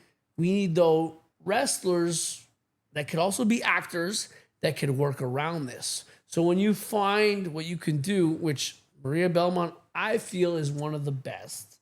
Brad Alexis, another one that's great. Next Sunday. And again, with Le Diable en Personne, Okay, so you just named 3 of Pit Fight That are- Wrestling's No Ring disciples. They are together. They're a formidable team, but they know what they're doing in there, and that is great. So you get to work with them. I think you're in good hands. Like, it'll be a good show. So that's the thing. I'd love to show some things that I can do in a ring when I can't show that in Pit Fight Wrestling. So if they come to another wrestling show from Pit Fight Wrestling and they come to IWS, to TUW, to Battle War, they will see me do extra stuff that I can do because I have a ring. And I'd love that too. I'd love the fans to come to all the shows. You might have your favorites. You might have your favorite wrestlers. You might have your favorite federations. But come and support us. Come and see us all, what we can do. Because sometimes, again, we're limited. We're limited with a low ceiling. We're limited with no mats on a wood floor like in Total Crap. But we're there to do a great job. And that's what we're there to do. You give us a platform and we'll fucking run with it. We'll make it our home, and we'll make it the best show that we can do for you guys, because that's what we love to do as performers, as wrestlers, as entertainers, as we're basically hoes in this business. We're hoes in wrestling, you know what I'm saying? I'm like, you tell me what to do, I'll do it. Oh, I'll do it. You look me in the eyes right now, you'll be like, you look me in the eyes and you do that, I will do it for you. I will do it for you. I don't know what I'm talking about. Yeah, I Hey, don't know. remember the Eagle Belt? The Eagle Belt. Oh, yeah. Hey, Mimo, we got any more comments up there? Dom, no comments. No comments. Nobody wants to comment because everyone's scared to get canceled. I'm in front of the camera right now and you guys don't want to comment? What's wrong with you? What's wrong with you? Yeah.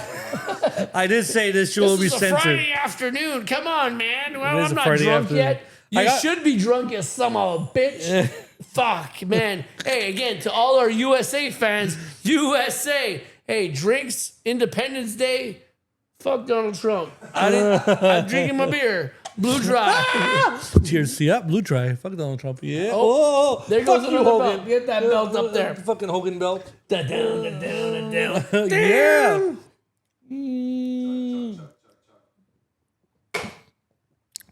Bitches. Well, I love, at first, I'm an old school guy, right? Yep. So I like old school wrestling. I like a ring. When Pit Fight Wrestling, I went to them like, what is this Pit Fight? You know, like, what is no ring wrestling? I didn't know. I wasn't fond of it. I was like, whatever. Yeah, but not everyone is. But when they come see the show, they might get accustomed to That's exactly it. So they're like, come do the commentating, and then if you like it, come to the next show. We're already on show number 6 in 6. Wow. July That's good. July 30th. Yep. So we're and Am I booked? I don't know if I'm booked. You better book me. Come on, man. You better book me. well, listen, you came to the last show.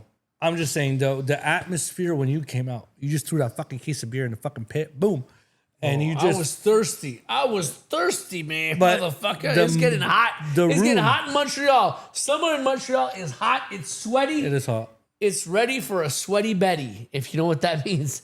I take him any size. I'm ready to go. No compromise. This is the devil looking at you. I know. The devil. I don't know who's bringing him home. You're bringing him home. But just saying that. Take me home tonight. I don't know who sings that song. I don't know. The Cars? No, I don't know. Take me. But point being, Eddie, Yeah, go, sorry. the room that when you walked out with Sammy Miami, it changed. The atmosphere changed. The party fucking changed. And then you got a tattoo. Okay, you got a tattoo. Shout out to Bone Club Backup. You got a tattoo. I don't know, show I don't know if you want to show it. You want me to take my pants? You're asking me to take my pants off now? Did you get it on your thigh? Yeah, right on the. God damn, this shit, there belt. goes the belt. There you go. It's on my thigh. You know what? Come see a SeXXXy Eddy wrestling show and you'll see the tattoo on my thigh. On my thigh. Yeah, my thigh. It's Yeah, it's Angus Tattoos actually give you a tattoo. Angus Tattoos. He hooked me up, and he said, "Look, SeXXXy Eddy, man, we'll hook you up." And Sammy hooked me up too. PFW. They were like, you know what? Come, entertain the crowd, do your shit, and that's what we're all about. What's your opinion on PFW? Pardon me? Ooh. Sorry, what? What's your opinion on PFW? And not just because I work there. No, so but I wanna- we're having a good time. It's a Look, party. you said fuck. we're sixth show, right? Yeah. Sixth show. I said when I started there too, I'm like, if you got food, you got beer, you're taking care of the wrestlers. If everyone is paid well, everyone is good. Again, we're all recognizable. We're all like, we realize that what you're doing for us and that we appreciate it. So we're at show number 6 we did. Now we're at show number 7. Is the No, next we're one? going on show number 6. Show number 6. So look, man, we've started already so young. February. And we're like building up big, man. Like it's great to see. As we'll go along, we'll get more storylines, more solid things built up. But you're having fun. I'm having a fucking blast. I'm having fun when I'm there. He's there every show. Everyone's having fun. Like the crowd there is gonna get bigger and bigger. The band's there. We had a Fatal Switch. We had the fucking Phony Ramones. Dude, that too is a plus where you don't get that anywhere else. So I love the variety show. Like, you got music, you got wrestling, you got alcohol, violence, you got Pussy. Oh, I just said. Oh shit! I was gonna say that, but no, but you got everything, and that's what people want to see now. I know it's a Thursday, but you know what? Fucking Thursday, payday. So you know what? Come down, have fun with us. Fucking get tattooed with us. Fucking Yeah. The turnout was huge last time. The last. yeah, yeah, man. If you watch the show back, Maybe because they knew I wasn't wrestling on it, they knew I was getting Fucking when just you a showed tattoo. up out of the So elevator, crowd I'm like, what showed the up, fuck? When I was there, I see Eddie coming out of the elevator. What the fuck is Eddie doing here? Like, is he selling his fucking hot sauces? Like, what the fuck? He's not booked. Like, and then you come out and do your fucking shtick. I'm like, this fucking just changed the whole mood of the fucking show. This is amazing. It was fucking amazing. Like, I was so fucking proud to say, "Oh, it's SeXXXy. Keep your fucking pants on." But like, he It was pulled a it up. surprise, too. It So, was. but that's when I talked to Sammy and I was like, "Look, man, let me get a tattoo. What? I got nothing better to do on Thursday. Let me get a fucking tattoo. Yeah. So let's do that." And the fans were taking pictures. It was fun. We interviewed you. Interview, and I'm like watching. I'm watching Ryan do his band with the Phony Ramones, and I'm like watching them play. I'm like, this is great. I'm at a bar watching a show, getting tattooed. This is a great time I'm having right now. There's wrestling going on. There's great matches. Again, Christiane want to suck her cock. Layla Wild, fucking amazing talent. Jesus you gotta Christ. look for her. We had Tara Zepp. Yeah. Tara Zepp. Can I save this for the last story? You tell me when we got to wrap it up. We got 5 minutes. No, go ahead. I'm gonna tell you a Tara Zepp story. We're gonna wrap it up. You tell me when it's 5 minutes. Okay. Not yet. But like, so much entertainment wrapped up in one fucking show. It was exciting. It was enlightening. It was fucking Dramatic. It got me hard. I don't want to lie. I was face down on the tattoo table, but I was fucking hard. I fucking had a semi right there. That fucking tattoo table must have got dented in. I'm just saying. But but I want to know, like, I'm proud to say, like, call you a friend, and also like to even have you. That the whole show was awesome. Like I said, I was telling Sammy the other day, like, fuck, Summer of Blood, that show, period, from top to bottom. It was great. It was great. It was the best one. But I think too, we had entertainment even between matches. Yeah, like I do the pre-show. Like I ripped the guy's sign. I bust the old lady's chops. Yeah. You went to the same girl, Heather. Like you went to her and she's like, "Hey, you've been around the block." I was trying to pick her up, bud. Like, you were cock blocking me the whole time. I'm sorry, bro. I'm sorry, It's like, man. like she like I smelt it. She's like, she needs it. She needs it right now. I smelt it. yeah. Okay, so Going to hell. Like I said, I'm going to hell. So basically, no ring wrestling is making a momentum. Momentum. It's building here in Montreal. But what about regular? Like, we got 1,000 federations going on. Oh. What do you think about the saturation of professional wrestling in Montreal, Quebec? At first, at one point, I thought it was like a lot of wrestling, but you know what? There's a lot of fans out there too, and there's a lot of areas. There are a lot of areas. So you know what? Some people can't get from one place to another, or they don't know it. When I started wrestling, I didn't know there was this many federations. So I'm like, where do I train? So I'm thinking in the fans' perspective, there's not that maybe there's not that many shows. So it's like, if you're from a certain area and there's a show, go see it, go encourage it. Yeah, like I love that there's wrestling. Yeah, me I too. love that guys get work. I want guys to get paid because again, we're not a doing hot dog in a cold water. You know, it's not a hot no, dog. but that's the thing. We're doing what we can, and I have my job. You have your job. We all have our jobs, and we don't necessarily put our neck on the line. But when you're on the top rope and someone's superplexing you, if something bad happens, man, you know what I mean? I'm saying? So we love it so much, but fucking take care of us. Take care of your wrestlers, man. I'm like, you prends soin des lutteurs. If you don't have a show, if you don't have wrestlers, you don't have nothing. You don't have no money. So take care of us. You know what I'm saying? Yeah. Like you need to do that. So again, I taught pit fight wrestling. When I told them, I said, look, we need to have some beer for the wrestlers. Have some beer for the wrestlers. Have some food for the wrestlers. There's food. There's got sponsors. Take care of your boys and your girls. Take care of everyone backstage. You know, and it's just, man, a great vibe. The last show was incredible. Amazing. Where the band, Ryan's coming up to me. He's the lead singer in the Phony Ramones. And he's coming up to me. We're taking pictures. He's taking pictures with all the wrestlers. We were all talking and we're all having fun together. It wasn't like, oh, you're the band, we're the wrestlers, this and that. No. We were all having fun together. There was food. There was drinks. That was my wife. Yeah, yep. Again, I did not hit on her. It's on camera. I did not She hit on her. did tell me she did tell me you were a sexy motherfucker. Her eyes looked down, but I said, hey, I lifted her chin up. I said, you look up You at touched me. her? Wait a minute. No, I didn't. I said, you like, yeah. That one. I'm sorry. So, you son of a bitch.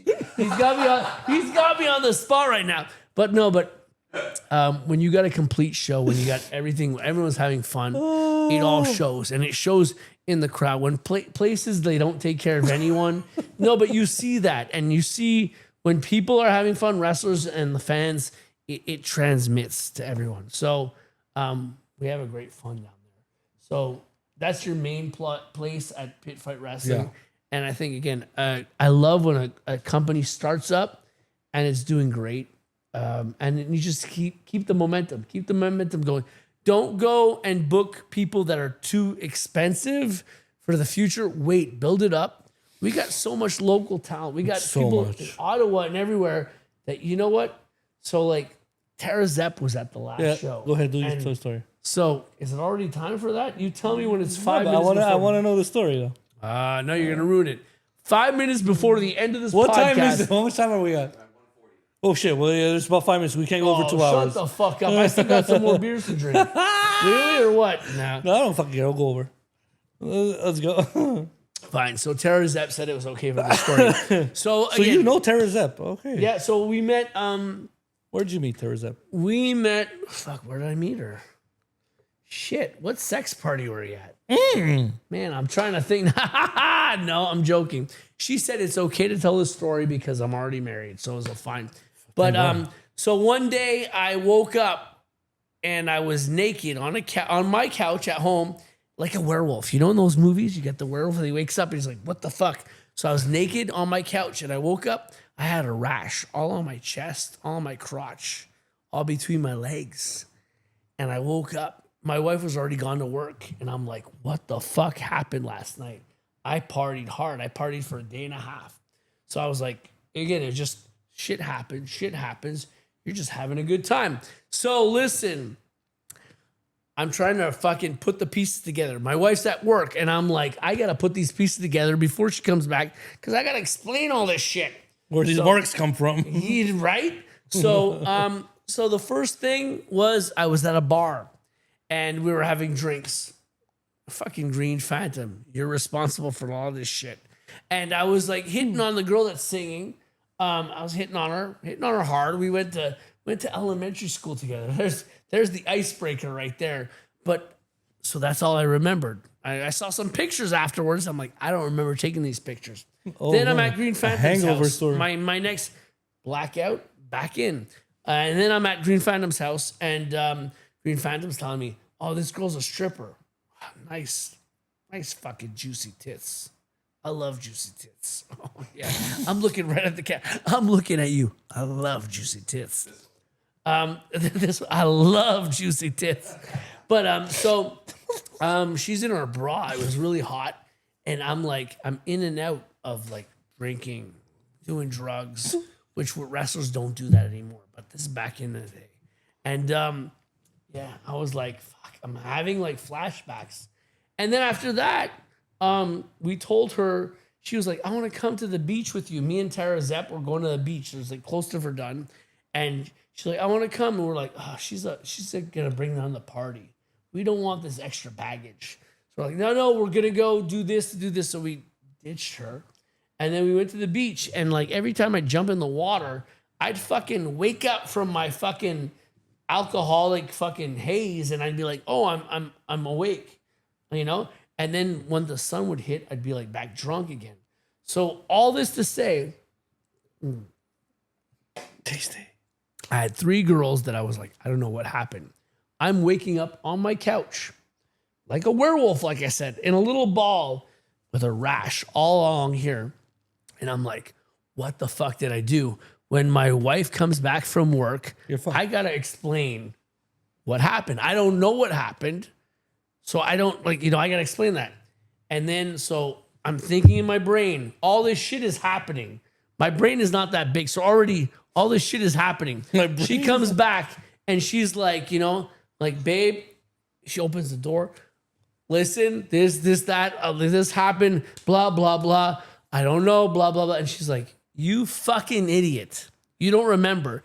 You took a shower when you got home and you got out of the bathtub. You fell on the shower curtain. You fell on the cactus. And I fucking fell on the cactus and I had needles all along my dick, my chest, my stomach. And I was like, wow. I felt like shit the whole day before that happened. And I felt so good. After she told me that, I'm like, fucking give me a cactus every fucking day. I will sleep with any fucking girl and fucking fall on a cactus if it means I can get away with this shit. So again, Tara Zepp said, now that I'm in a relationship, I'm married, you can tell that story as much as you want. So there you go. That was my story. Cheers to that. Cheers to being a fucking, I don't remember what happened there, but yeah. Thank God for Tara Zepp. She's fun. A lot of people thought at the last PFW show, they were intimidated to go talk to her. I just went up to her and say, what's up? Nice to meet you, I don't want to be in her face. Like, she's going out there. She's doing a lot of events. She knows she's been in the business not that long, but she knows, she loves deathmatch wrestling too. Yeah. And she knows the future of it, I feel. Where she started out, she did a TNA thing where it was like, or AEW. It was like, that's what they want to see. So she gave them what they wanted to see.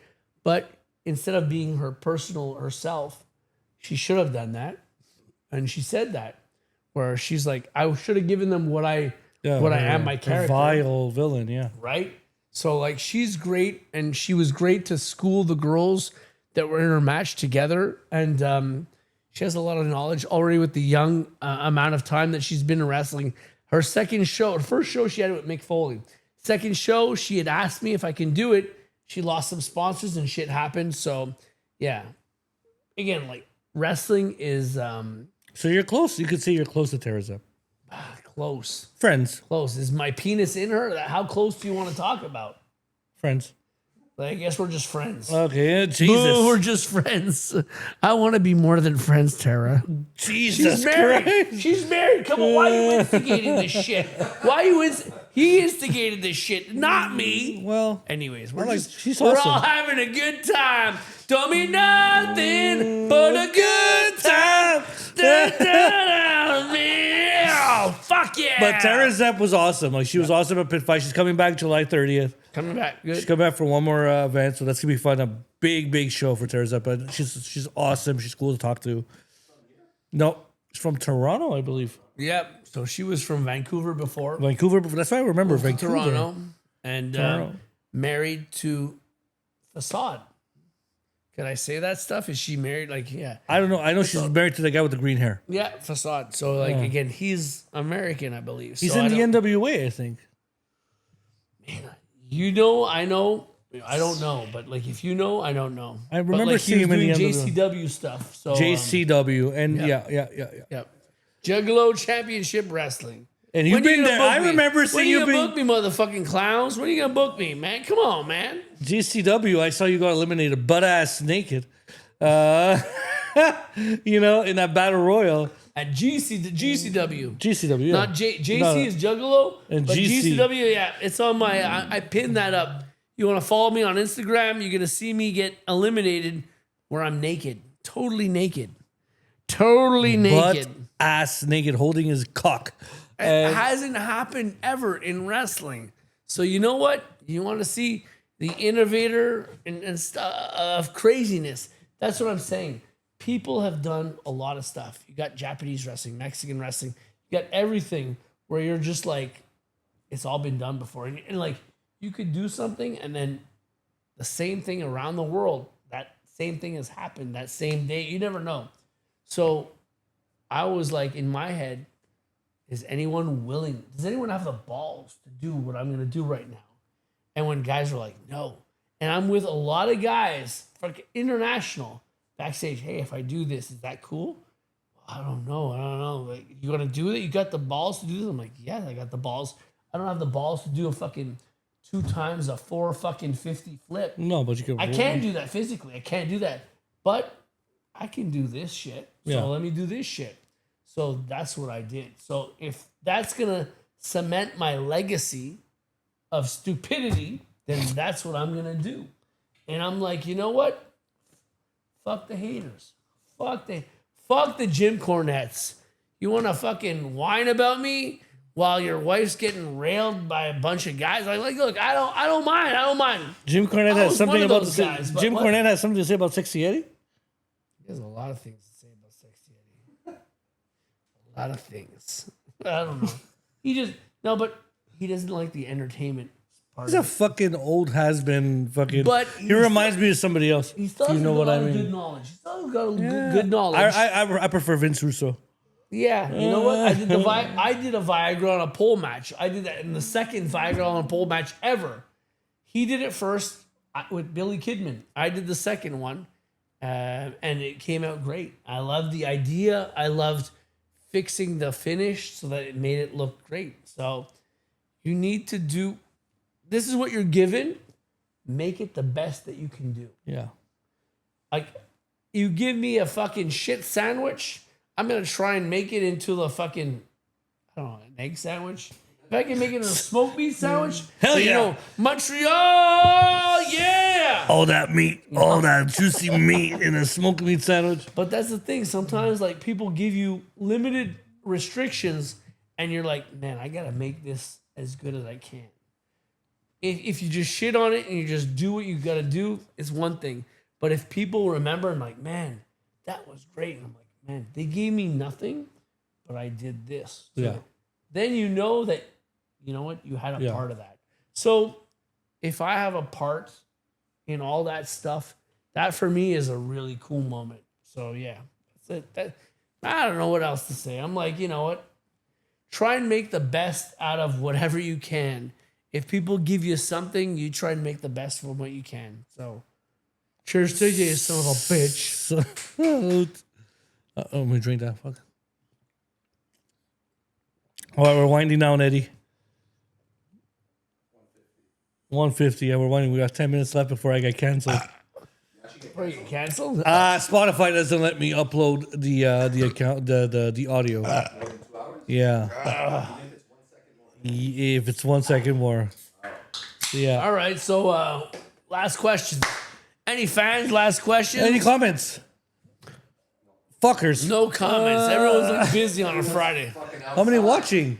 Nobody wanted to watch my match. 121 watching. 121 people watching. That's not that's good. Fucking Sunday, That's right? good. You know, at least 121 people are watching. How many of those have I fucked?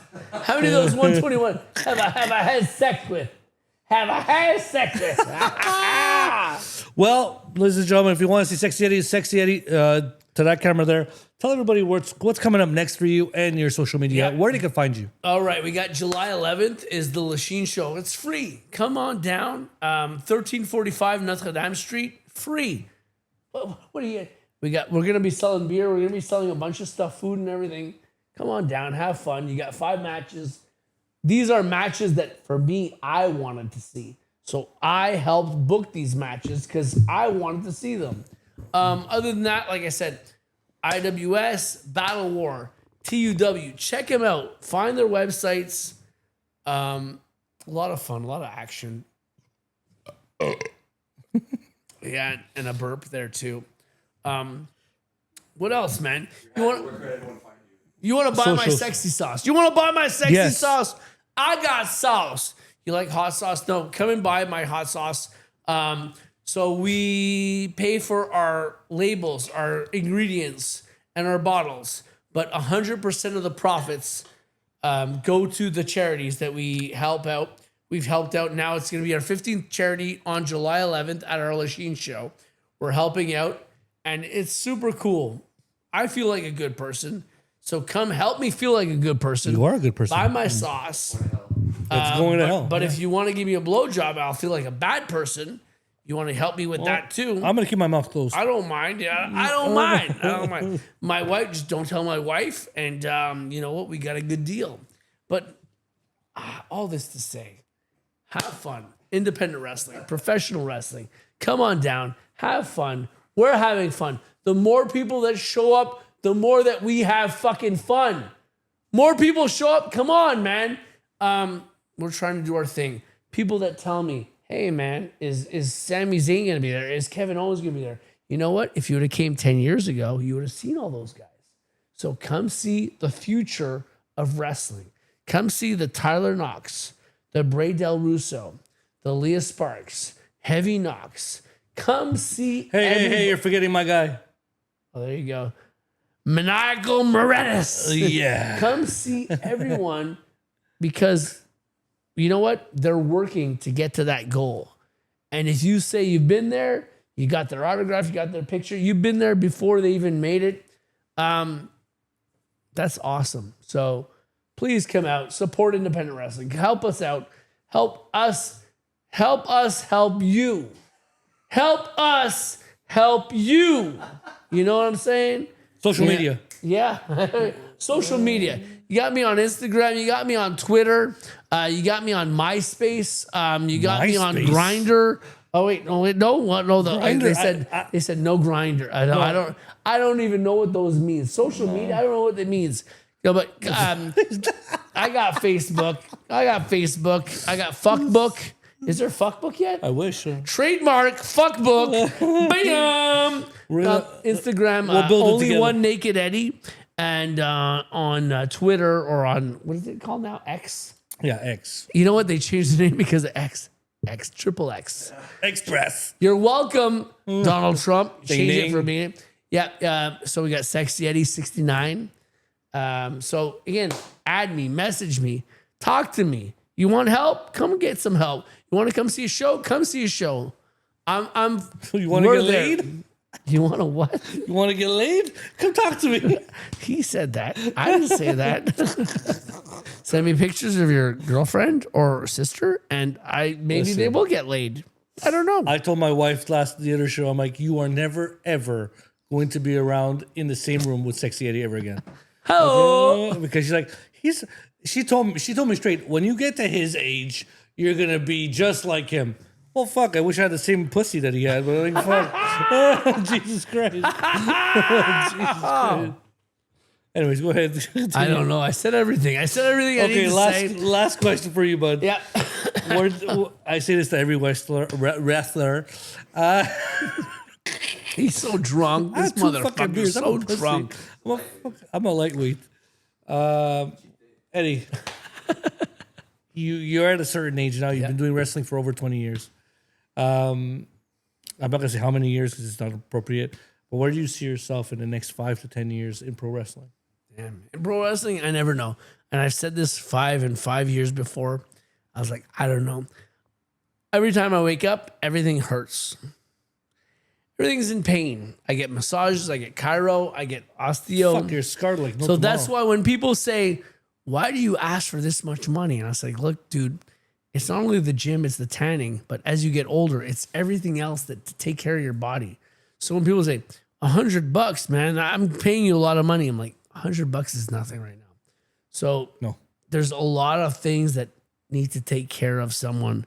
Cause I don't want to be the guy that's just like, my wife is like changing my diaper. Like that'll be embarrassing, you know, especially the shits that I do. Oh my God. I fill up the toilet. It is nasty.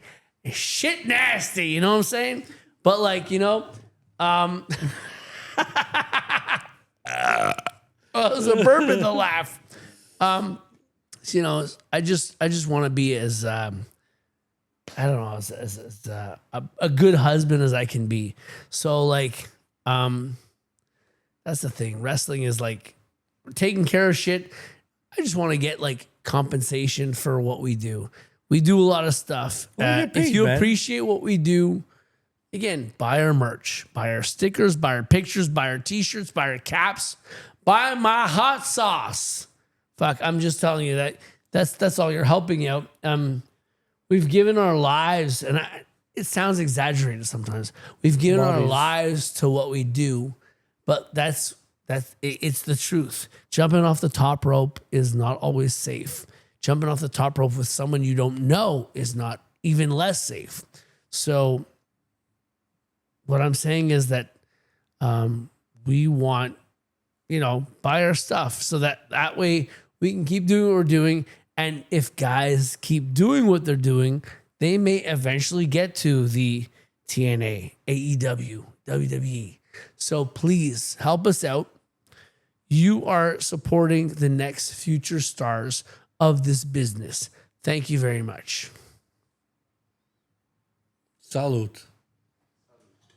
And there you have it, guys. Eddie, from the bottom of my heart, I'm not trying to make you cock hard, but I mean, you are an inspiration to a lot of wrestlers in Montreal scene, especially to like people like you know, wrestlers are intimidating. But you know, when you come to a wrestling show and you go meet SeXXXy Eddy, it's nice to know that you're one of us, and you're that's okay, and you're just awesome to be around with. No, even like beers. Fuck that. Like I'm having a beer with SeXXXy Eddy. Who the fuck could say you had a beer with SeXXXy Eddy? A legend in pro wrestling all over the world. Montreal, Quebec. Eddie, thank you very much for being on After the Slam. I appreciate you, sir. Give me the hands, buddy. Give me the hand. Eddie, thank you again, guys. After the Slam, salute. This is episode I don't remember with at the moment with SeXXXy Eddy. He is the man. Watch him, follow him, go see him wrestle, go see him live, whatever he's doing. And we'll see you this Sunday again on After the Slam on episode I remember. It's gonna be with Paulo Triassi. Ladies and gentlemen, thank you, and we'll see you next Sunday on After Slam. Don't forget to like and subscribe and follow the master himself, SeXXXy Eddy, on whatever Instagram. He just blew a load on you. On everything he goes for, like social media. Follow him.